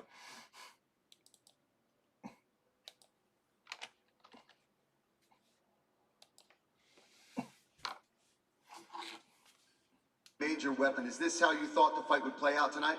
Yeah, it went exactly how I thought, and if there was one thing I wanted to work on from the last fight, I think I told you if I hit him with the head kick, I want to slow down, and I think I did that really well in the first round. And look, I think getting over a hurdle like I have now, it just sets me up to have such a good career going forward. And I want to thank the UFC. The way they took care of me when I had the injury was unbelievable. All the staff out the back at the UFC are just so good, so thank you all. Yeah, it was a fun performance, Jack, and to see you come in here, get a win, and do that here and again in Australia. What does it mean to you to be able to perform here so close to home? These are the best moments of my life, so just thank you all for being a part of it. Thanks, Jack. Congratulations. Let's hear it for your winner, for Jack Jenkins, ladies and gentlemen. Well, you acknowledge the cliches when... What's up, J-Dig?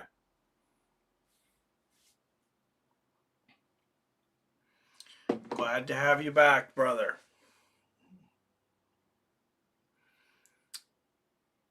Kai Kara France in the stands here. Hopefully he's fighting again soon. What a great fight he was in with Joshua Van recently. That was him, right?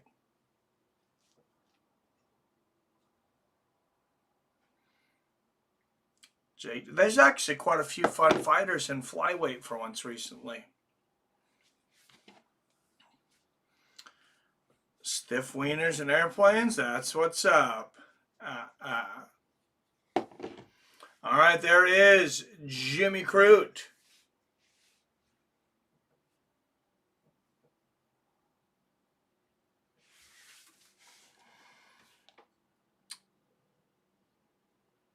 And I better change the fighters on the billboard here, eh?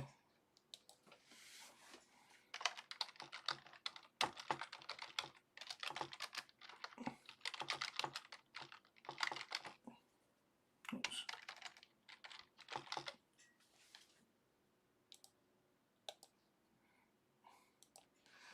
What's our poll at here? 60% Crute.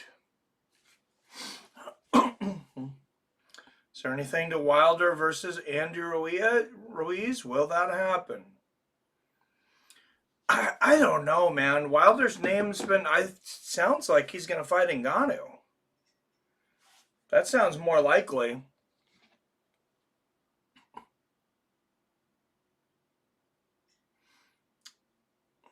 They land belly up. Bro, just not much.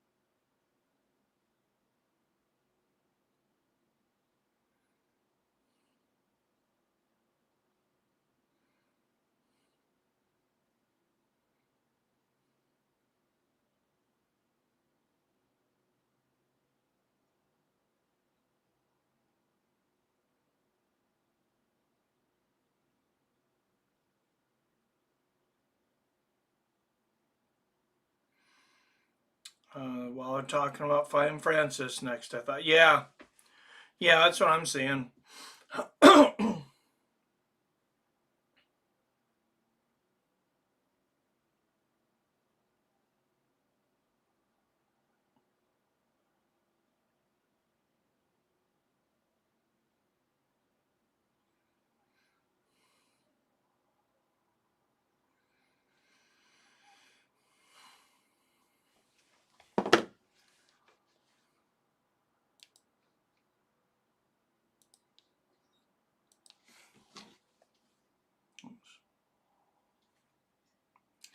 Wilder and Ruiz filmed a video together. Oh, really? Yeah, maybe that's the next fight then. It's like Ruiz has just not been active there for a while. I thought he might be champion there for a while. And well, I mean, he was champion, of course, for a minute after he beat Anthony Joshua. He had some of the belts, but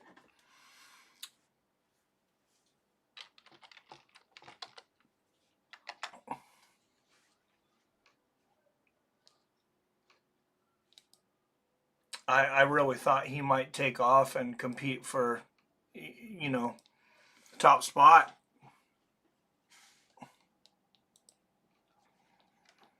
Like against a Fury or Usyk.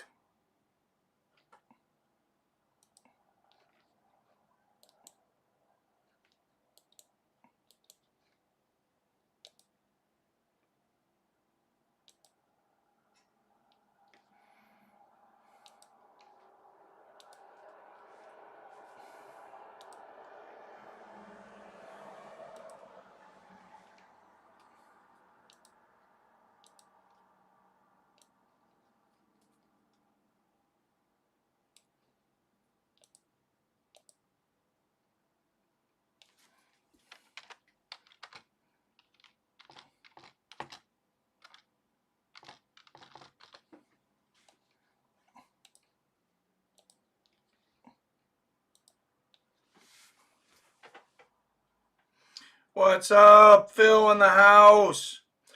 It's probably Wilder versus Holyfield. Oh my God. Also, an article said Wilder could fight some Korean dude. Well, he did fight a Chinese dude, the big, tall dude, and he actually looked horrible. There's UFC 220. Yuri Prohaska versus Khalil Roundtree Jr. Josh Emmett, Youssef Zalal on that one. Avis Magomedov and Joe Pfeiffer. And then Merab Vishavili, Corey Sandhagen, and of course Magomed Ankalaev versus Alex Pereira 2. What a card.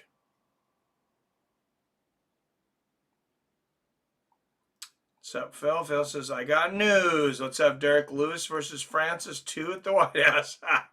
Seen that about the Korean dude. Phil says, I'm flipping out. What's the news, Phil? I'm curious, man.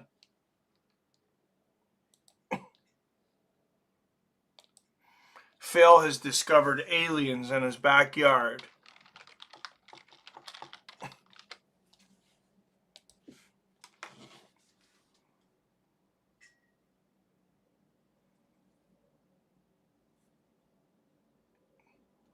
My 23-year-old daughter's pregnant. I'm going to be a grandpa. Hey! Congratulations, Phil. That's awesome, man.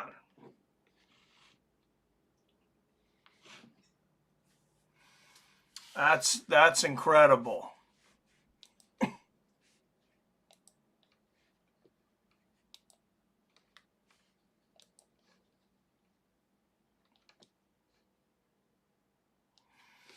Of course. Cheers, man.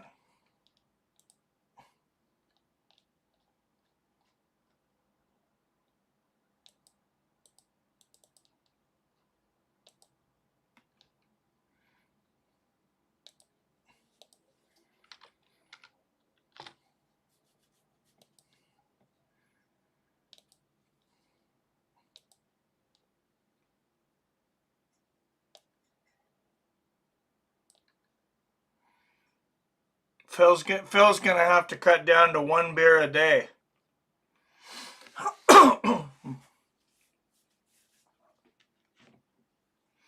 It's a weird feeling.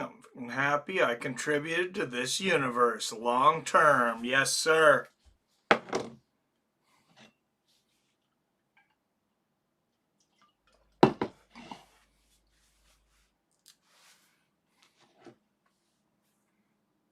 Yes, sir. That's what us red-blooded Americans do. We contribute to the future.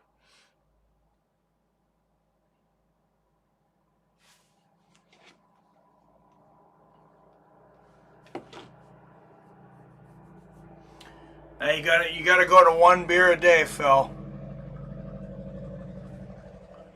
But nobody said how big it was.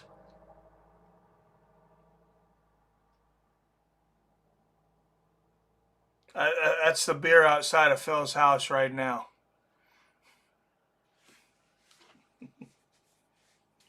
Actually contemplating quitting drinks altogether soon. I got shit to do, sir. Hey, I hear you, man. That would not be a bad decision. I've cut out most of my drink. Well, I about two a week now, instead of 2 a day, and the waistline is thankful for it.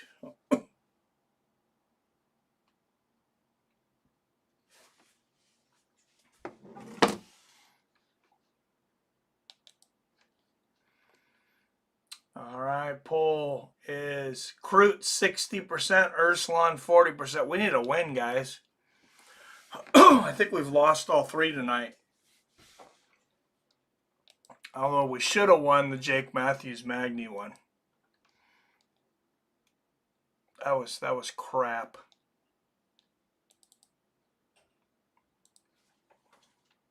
$121 and 86.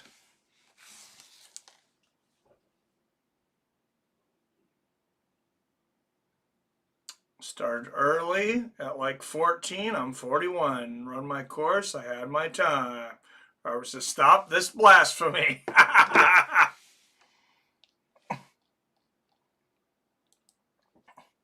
Maybe that can be Rob's beer.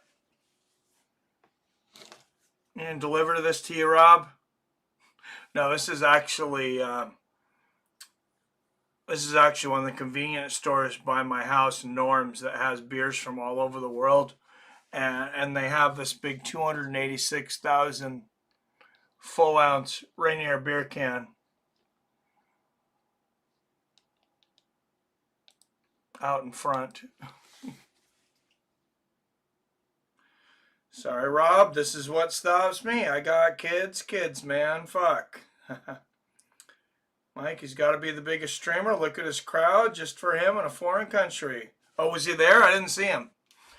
The training room without a fight scheduled, and now he's resuming his rise, and still he's 29 years old. Yeah, you can totally get how you would get the passion back to the sport when you're. Oh, I see. Peru is great. Holy crap!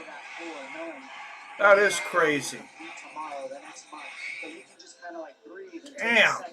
take a step back and realize why you got into this thing, what you enjoy. Just show up and train and fight. That is wild. It sounds like he does more than just stream or just talk like I do. I mean, he's like actually beating like world-class runners in races. Never had them little shits. My daughter will be a great mom, but I have to be a great grandpa as well. I'll be smoking a spliff, teaching grandkids stuff and things. I'm scared as fuck, man. Hey, you already did it with kids. Grandkids, you're just kind of the reliever. You've been the starting pitcher, brother. All right, Ivan Erslan, 4 years older at 33. Both men 6'2". Jimmy Crute with an 1.5 inch reach advantage at 74 inches.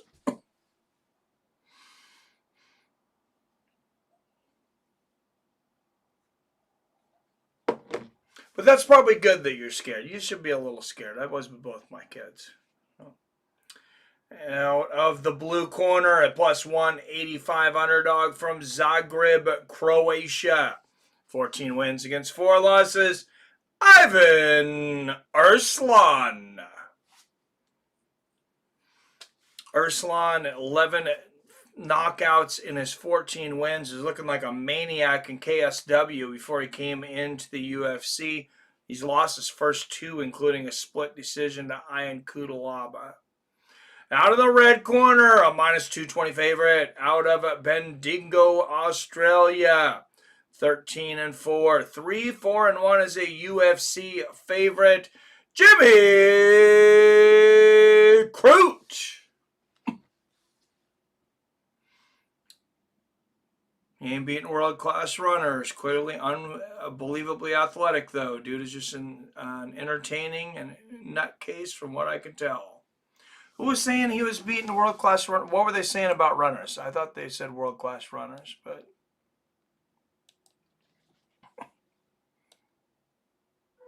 Freaking out right now, dudes. I'm not gonna lie. Drunk as fuck right now, contemplating. Found out this crazy shit 48 hours ago. Damn, no. Awesome, dude. Absolutely awesome. I hope I get grandkids one day.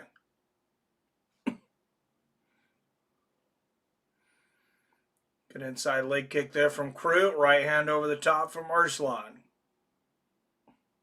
You're a young grandpa, though, Phil. Are you even 40? Good right hand and left hook from Erslan. Erslan with the body lock. Crute slips him. Oh, I better end the polling here. 50-50. I got to be the tiebreaker. Oh, Jesus. I'm gonna take the underdog with Erslan. Good push kick to the body there from Crute. Left hook upstairs from Erslan. There's a 1-2 and a right hook from Erslan. Crute shoots and gets the takedown. Oh, and Crute's got the back. Man, as soon as I said Erslan, Crute was all over him.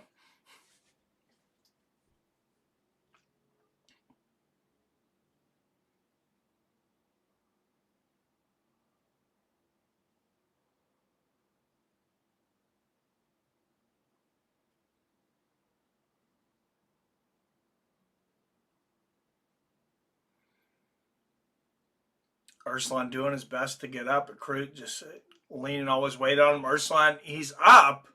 He's still got Crute on him.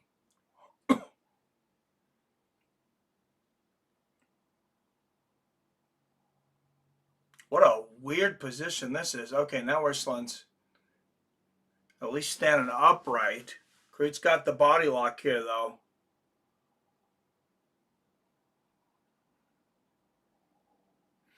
And Crute takes him down again.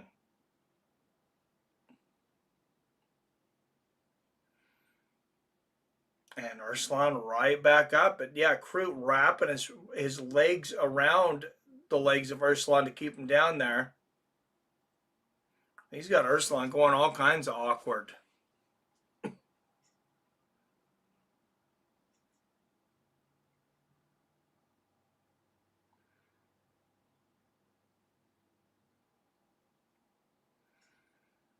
Oh, and Crute's got the backpack. 205-pound backpack. That hits harder than when you see the bantamweights do it. Oh, and Erslan down, reverses it, and now Erslan on top. Uses the Kimura to reverse that. And now Crute reverses, and he's on top. What a transition. 2 minutes left in the first. And Crute raining down right hands.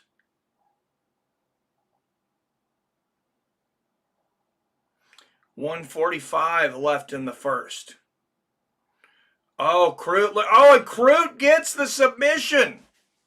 Right under the chin there. Wow. And the backflip up against the cage. Damn. Jason. What the fuck did you just witness? Dude, Crute just took over there. Did Crute just use the camel clutch? That's what I'm thinking. That's what it looked like. Like a freaking Sergeant Slaughter back in the day. My God. I gotta see it. Was that actually? That's the camel clutch, bro. I gotta see that replay. Dude, that's incredible. If that, yeah, it is.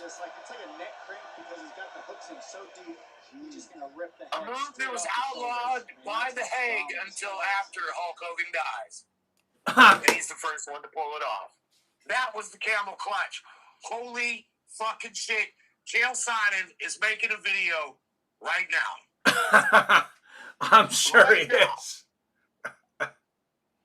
Shout out to Sergeant Slaughter. I don't know if he's still alive, but I think Slaughter is. I know Slaughter is. I don't know about the Iron Sheik. Iron Sheik, I think, passed. Maybe not. He was in real bad condition, but he might actually still be hanging on. Does anybody know? Oh, fucking wasn't he an Olympian shit? Yeah, Billy says that was the camel clutch, 100%. Yeah, I'm pretty sure he was an 100% Olympian. Camel clutch. Yeah, that's wild. 100%. What an historic night. A man with a mullet from the fucking outback just camel clutched someone from Zagreb, Croatia. Not named Mirko Krokop. And then we seen 2 submissions in 1 fight. So what a hell of a night. Did we? Oh, did you miss that? I might have been taking care of business. I'll let you know what was going on. All right, yeah. So Neil Magny and Jake Mathews, you got to go back and watch that. It's the first round. Jake Mathews has Neil Magny in a rear naked choke. Magny's out. And the referee calls it. He goes to lift up his arm, and he's out. He calls it. The bell rings 3 seconds later. Magny gets up. They just let the fight keep going like nothing ever fucking happened. The fight keeps going. We've seen that before. Yeah.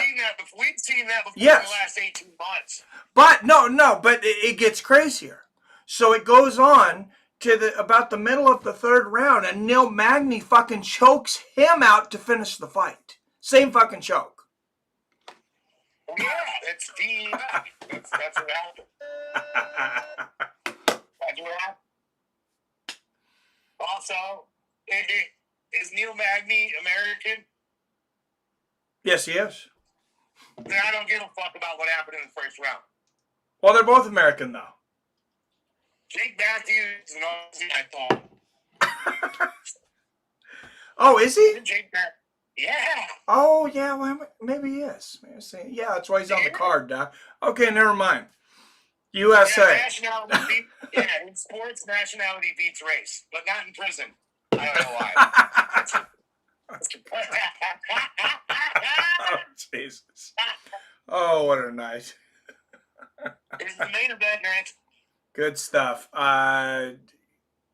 Maynard? Yeah, I think so. Yep. Fucking better be, bro. These islands are getting to have me back. Yeah. I'm getting old, Mikey. I hear you, man. I got to work after this till 8:30 in the morning. Yeah, but you're getting paid to stay up. I got a power nap. Yes, I am. Yeah. And you ain't making no little 2 cents an hour. You're doing okay. You got some motivation to toss the hay for the night. We're doing okay. Yeah. Yeah. Shit. What's your deli like? What do you guys got on meat? Oh, you guys got good cuts?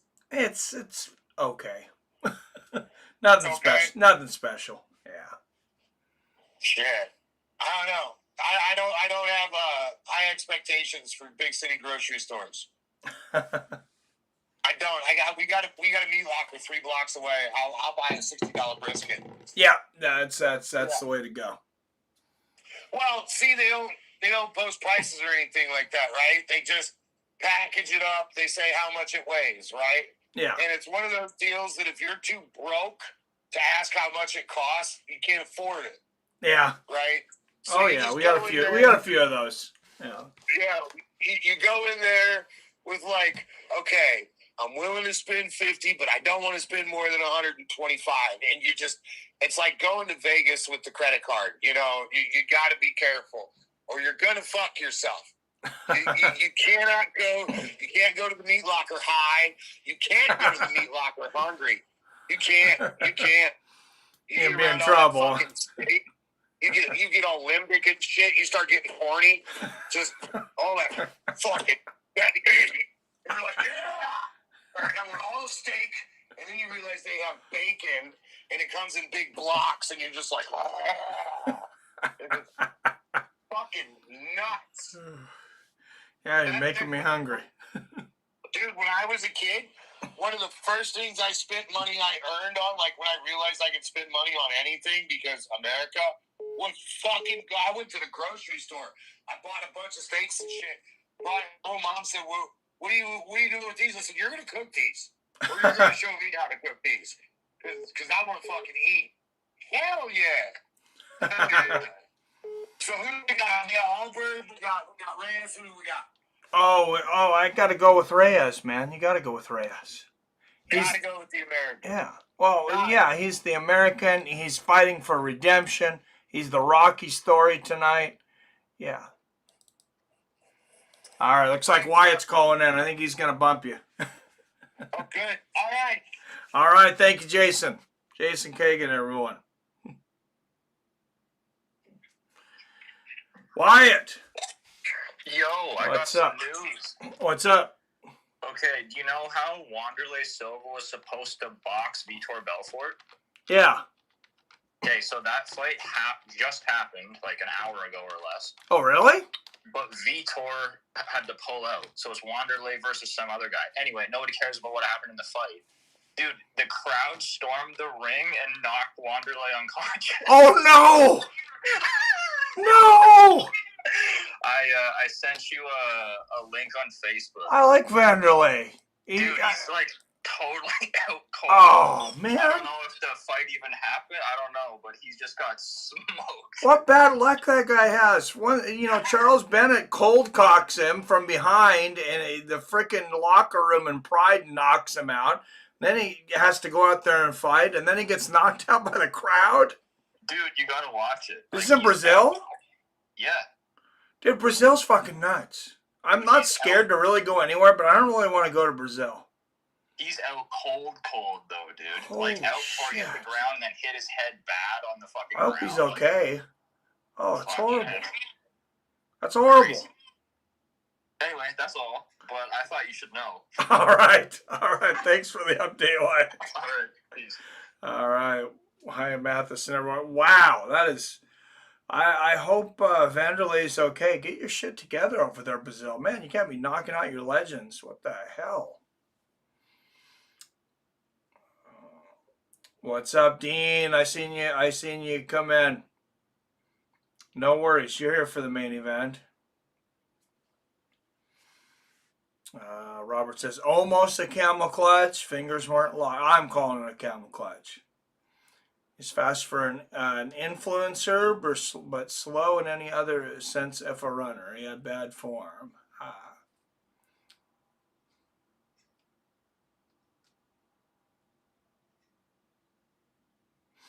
Remember when Crute had one leg versus Anthony Smith, twisting his ankle with every step via drop foot, and still managing to whip Anthony's ass. Yeah, I remember that. Crute's a fun fighter. It's more a forum neck crank. Wild Boys, Crow Cop walkout song is stuck in my head now. Jimmy Crute looks like Dwight's cousin on The Office. Kind of. JD says Vanderlei just got KO'd after cheating and being DQ'd in a post-fight brawl during Spaten Fight Night 2. Okay. Really, J-Dig? Abelia says, holy shit, the Vanderlei video, everyone must watch now. J-Dig, thanks for the heads up. That was awesome. Now I have to watch. Vanderlei knocked himself out running from a drug test back in the day. No problem, Bill. It's the same company that had Chael box Anderson last year. Oh, yeah, that is crazy. Oh, and look at this. My Mariners and Dodgers, 3-3 in the ninth. Top of the ninth. Oh, man. I hope Cal gets another home run. That's all I'm looking for.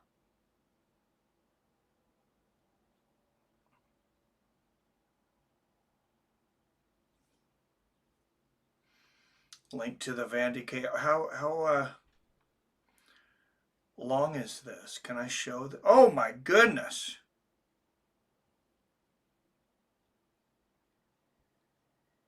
Yeah, what are they gonna do? Demonetize me? We're gonna show this. This is insane. All right, guys.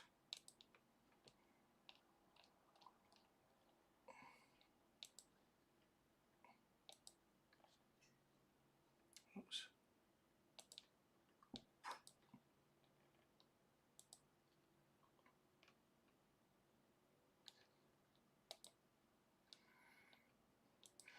Brazil is a wild place.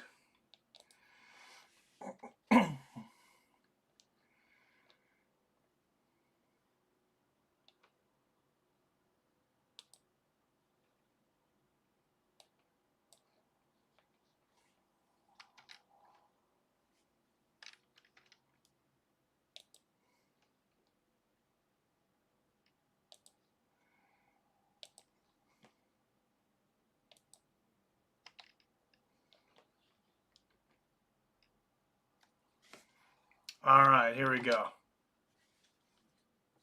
What in the hell?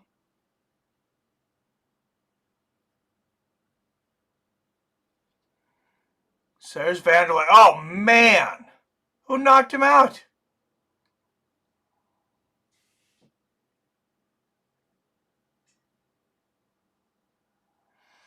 So he's just standing there.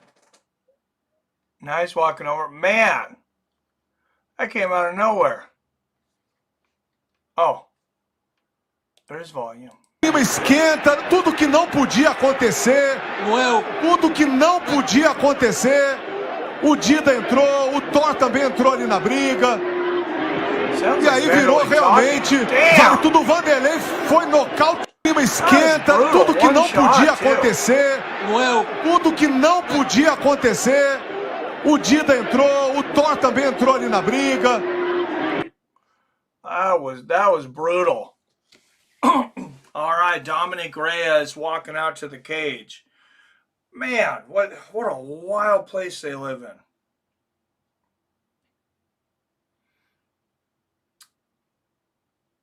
People say, where were you on the day we landed on the moon? Now we'll say, where were you when Vanderlei fell? Oh, man, that was wild. What a wild day today. We had 2 submissions in one fight. We had a camel clutch submission. Now, Vanderlei Silva got knocked out in the cage by a fan. Or who knows, a fan or a cornerman or whatever. A fan is going to win Knockout of the Year at MMA Awards, right? Casper with the KO. Frankie, they're walking out right now.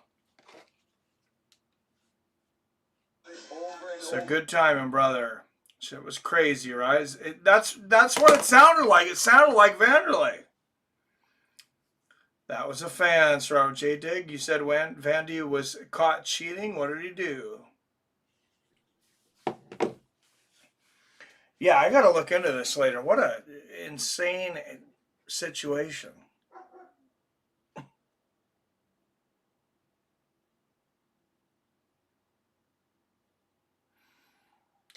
I feel like if I was posting that video right now instead of streaming for 5 hours, I would get 100 times the views.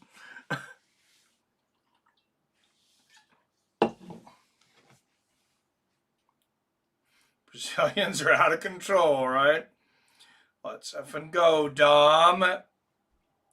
Hashtag F Johnny Meat. Ha. What did the cheating Brazilian do? We need to cover every card that organization has forever now. What? Yeah, that is some wild shit. I don't think I'm going down there live. I don't want to get attacked by random people.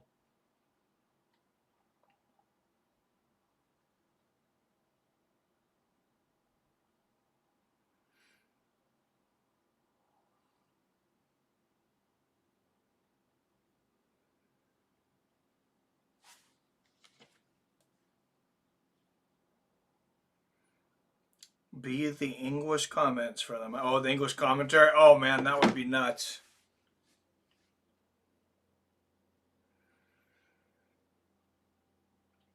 All right, everybody, for the millions watching around the world and the tens watching on Fights with Friends from Perth, Australia via Seattle, Washington.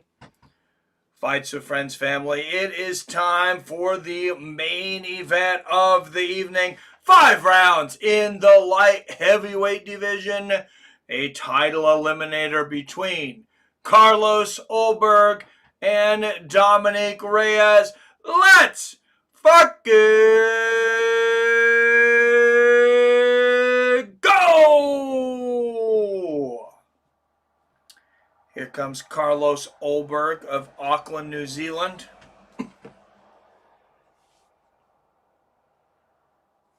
Yeah, not worth going to Brazil, Mike. Much better off moving to Mexico and running for office. Oh, jeez. Yeah, if I want to get shot.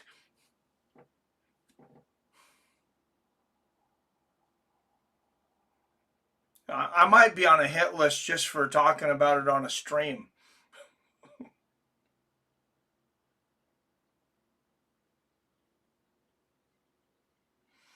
Mexican cartel is no joke.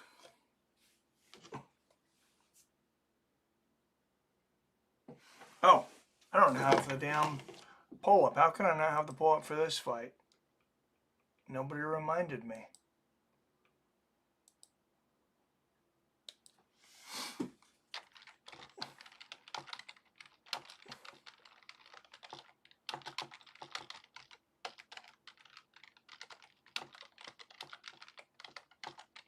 Okay, we have never lost every single fight that we have voted on. We got to win this one, guys.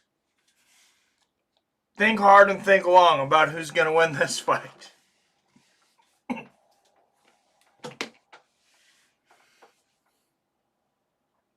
I got Ulberg too, says Phil. What's up, Eddie Alvarez? Cheers, brother. Ulberg to win by knockout is only a minus 125, huh? Yes, Phil D. Who else is coming with me? Huh.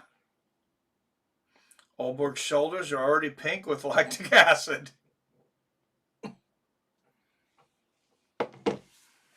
And he didn't have to travel. Eastern New Zealand, I just thought about that's actually a big advantage. He didn't have to travel across the world like Reyes did. All right, 15 up in the chat. Make sure and hit that like button and comment. Probably a little too late to share. We're on the main event, so.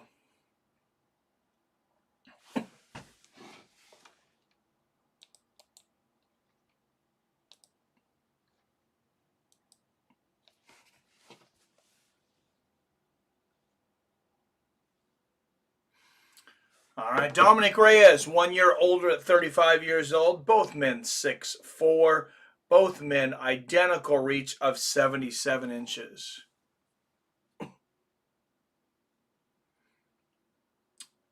Look, they are. He might have warmed up too long. Might have.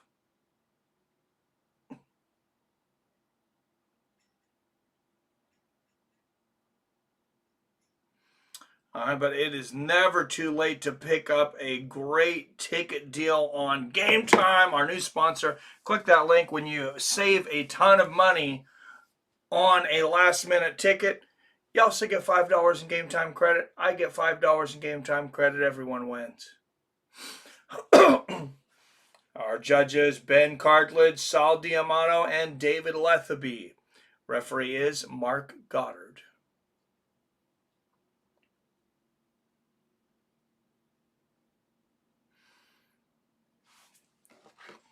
Fights with friends, family. Once again, Aussie, Aussie, Aussie. Let's fucking go!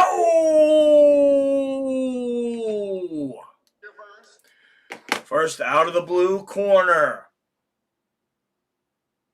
A plus 210 underdog out of Victorville, California. 2-1 as a UFC underdog. 15-4 overall.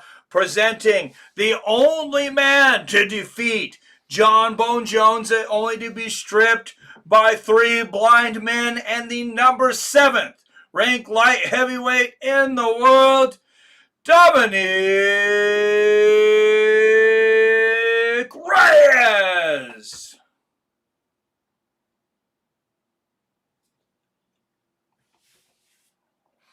And out of the red corner, a minus 255 favorite from Auckland, New Zealand. 13-1 overall, 7-1 is a UFC favorite, presenting the number 3 ranked light heavyweight in the world, Carlos Ulberg. Jon Jones equals cake duck. Oh, jeez.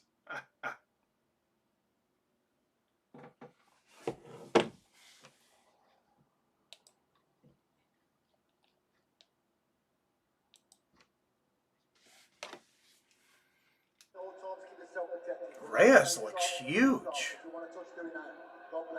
I mean, I know Ulberg's huge, but Reyes looks bigger than I remember him being. I don't know if he's put on some size or what. I mean, they both had to weigh in at 205.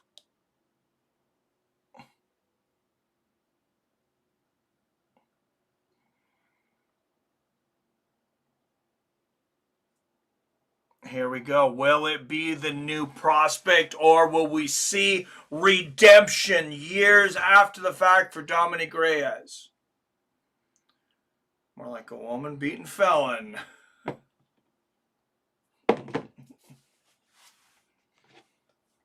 Also a gay duck.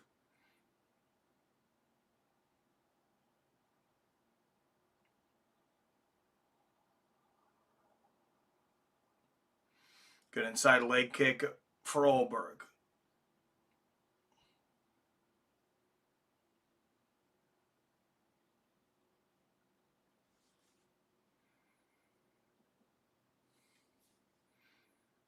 It's been over 5 years since the Dominick Reyes Jon Jones fight, February 8th of 2020.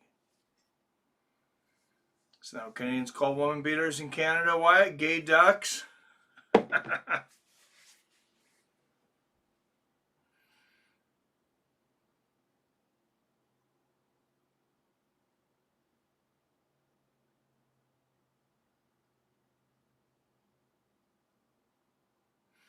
Ulberg looking to set up that big right hand. You can see it.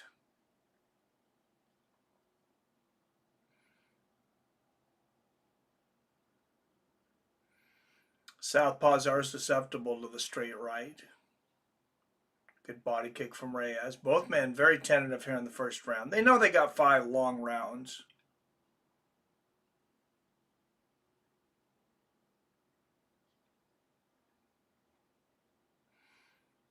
Neither man willing to take the first chance, first risk. Oh, Reyes went for it there. Ulberg ducks under that head kick. That would have been a good night.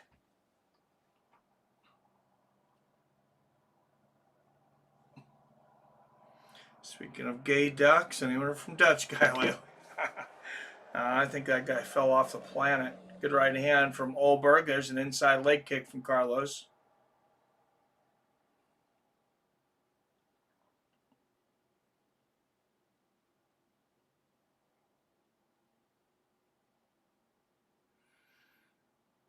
Be a good way to cap off a fun but strange night is with a Dominick Reyes knockout. Oh, I gotta end this poll here. So you guys picked Ulberg. You guys want to win one tonight instead of picking the guy that we all. Well, I know everybody. Not everybody wants to win. I'm too nervous to watch the fight. I want Reyes to win so bad. I'll just listen here. Reyes certainly looks a lot fatter than he used to. Yeah. He's getting older. He's 35. But Ulberg's only a year younger.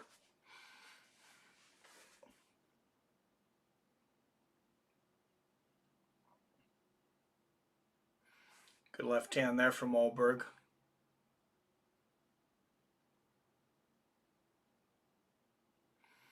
Reyes checks that leg kick.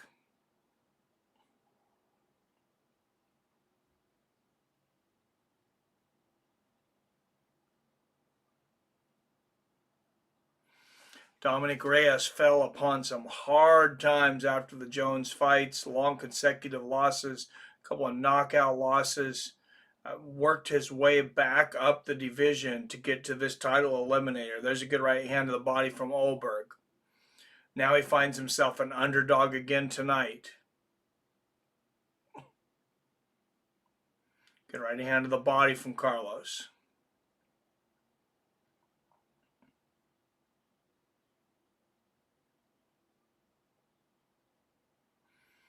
Can Dominick Reyes find redemption?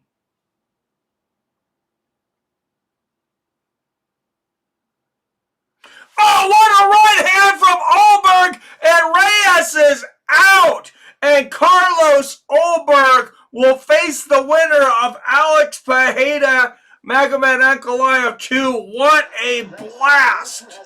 Way too much respect. Wasn't devastating enough. He got devastated himself. That's the hard part. Wow. This game is brutal. Timing is everything.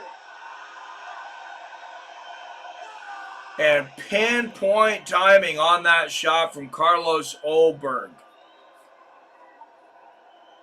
And to make that statement just 1 week before the My Light Heavyweight goodness. title is fought for in Las Vegas, Carlos Ulberg makes his statement in Australia. There it is, the left hand on the chin and the overhand right. And then the right hand hammer fist over the top, and that is all she wrote. On the angle, 2. See how he's sliding off the center line? That is what's tricky about Ulberg. He doesn't just stay right in front of you. Man. Incredible shot. Oh, I mean, beautiful shot. Look at it.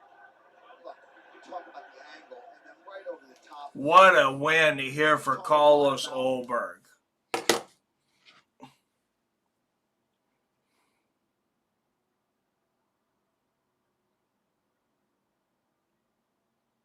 Southpaws have to watch the straight right while we throw a left leg kick, head kick, or liver kick. And that's what got him, was the right hand. You could see him looking to set that up, as I talked about from the very beginning of the fight. Where's that Magny ref when you need him? Wake Reyes up and let's keep rolling, right?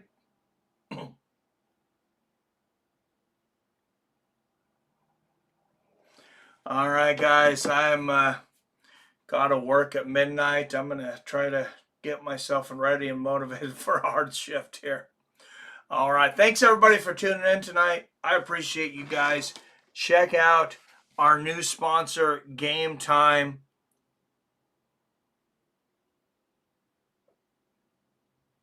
I'm going to pin that real quick if you want to click the link. So whenever you go, you want to go somewhere, late notice to a sporting event or concert, you think you can't afford it, Game Time can hook you up many times with cheaper tickets. You help out the channel, you help out yourself, you get $5 credit towards Game Time for using my link. I get $5 credit. Everybody wins. All right, boys. Thanks, Mikey. Thank you, guys. As always, I love you. I respect you. And I'll see your fine asses next time.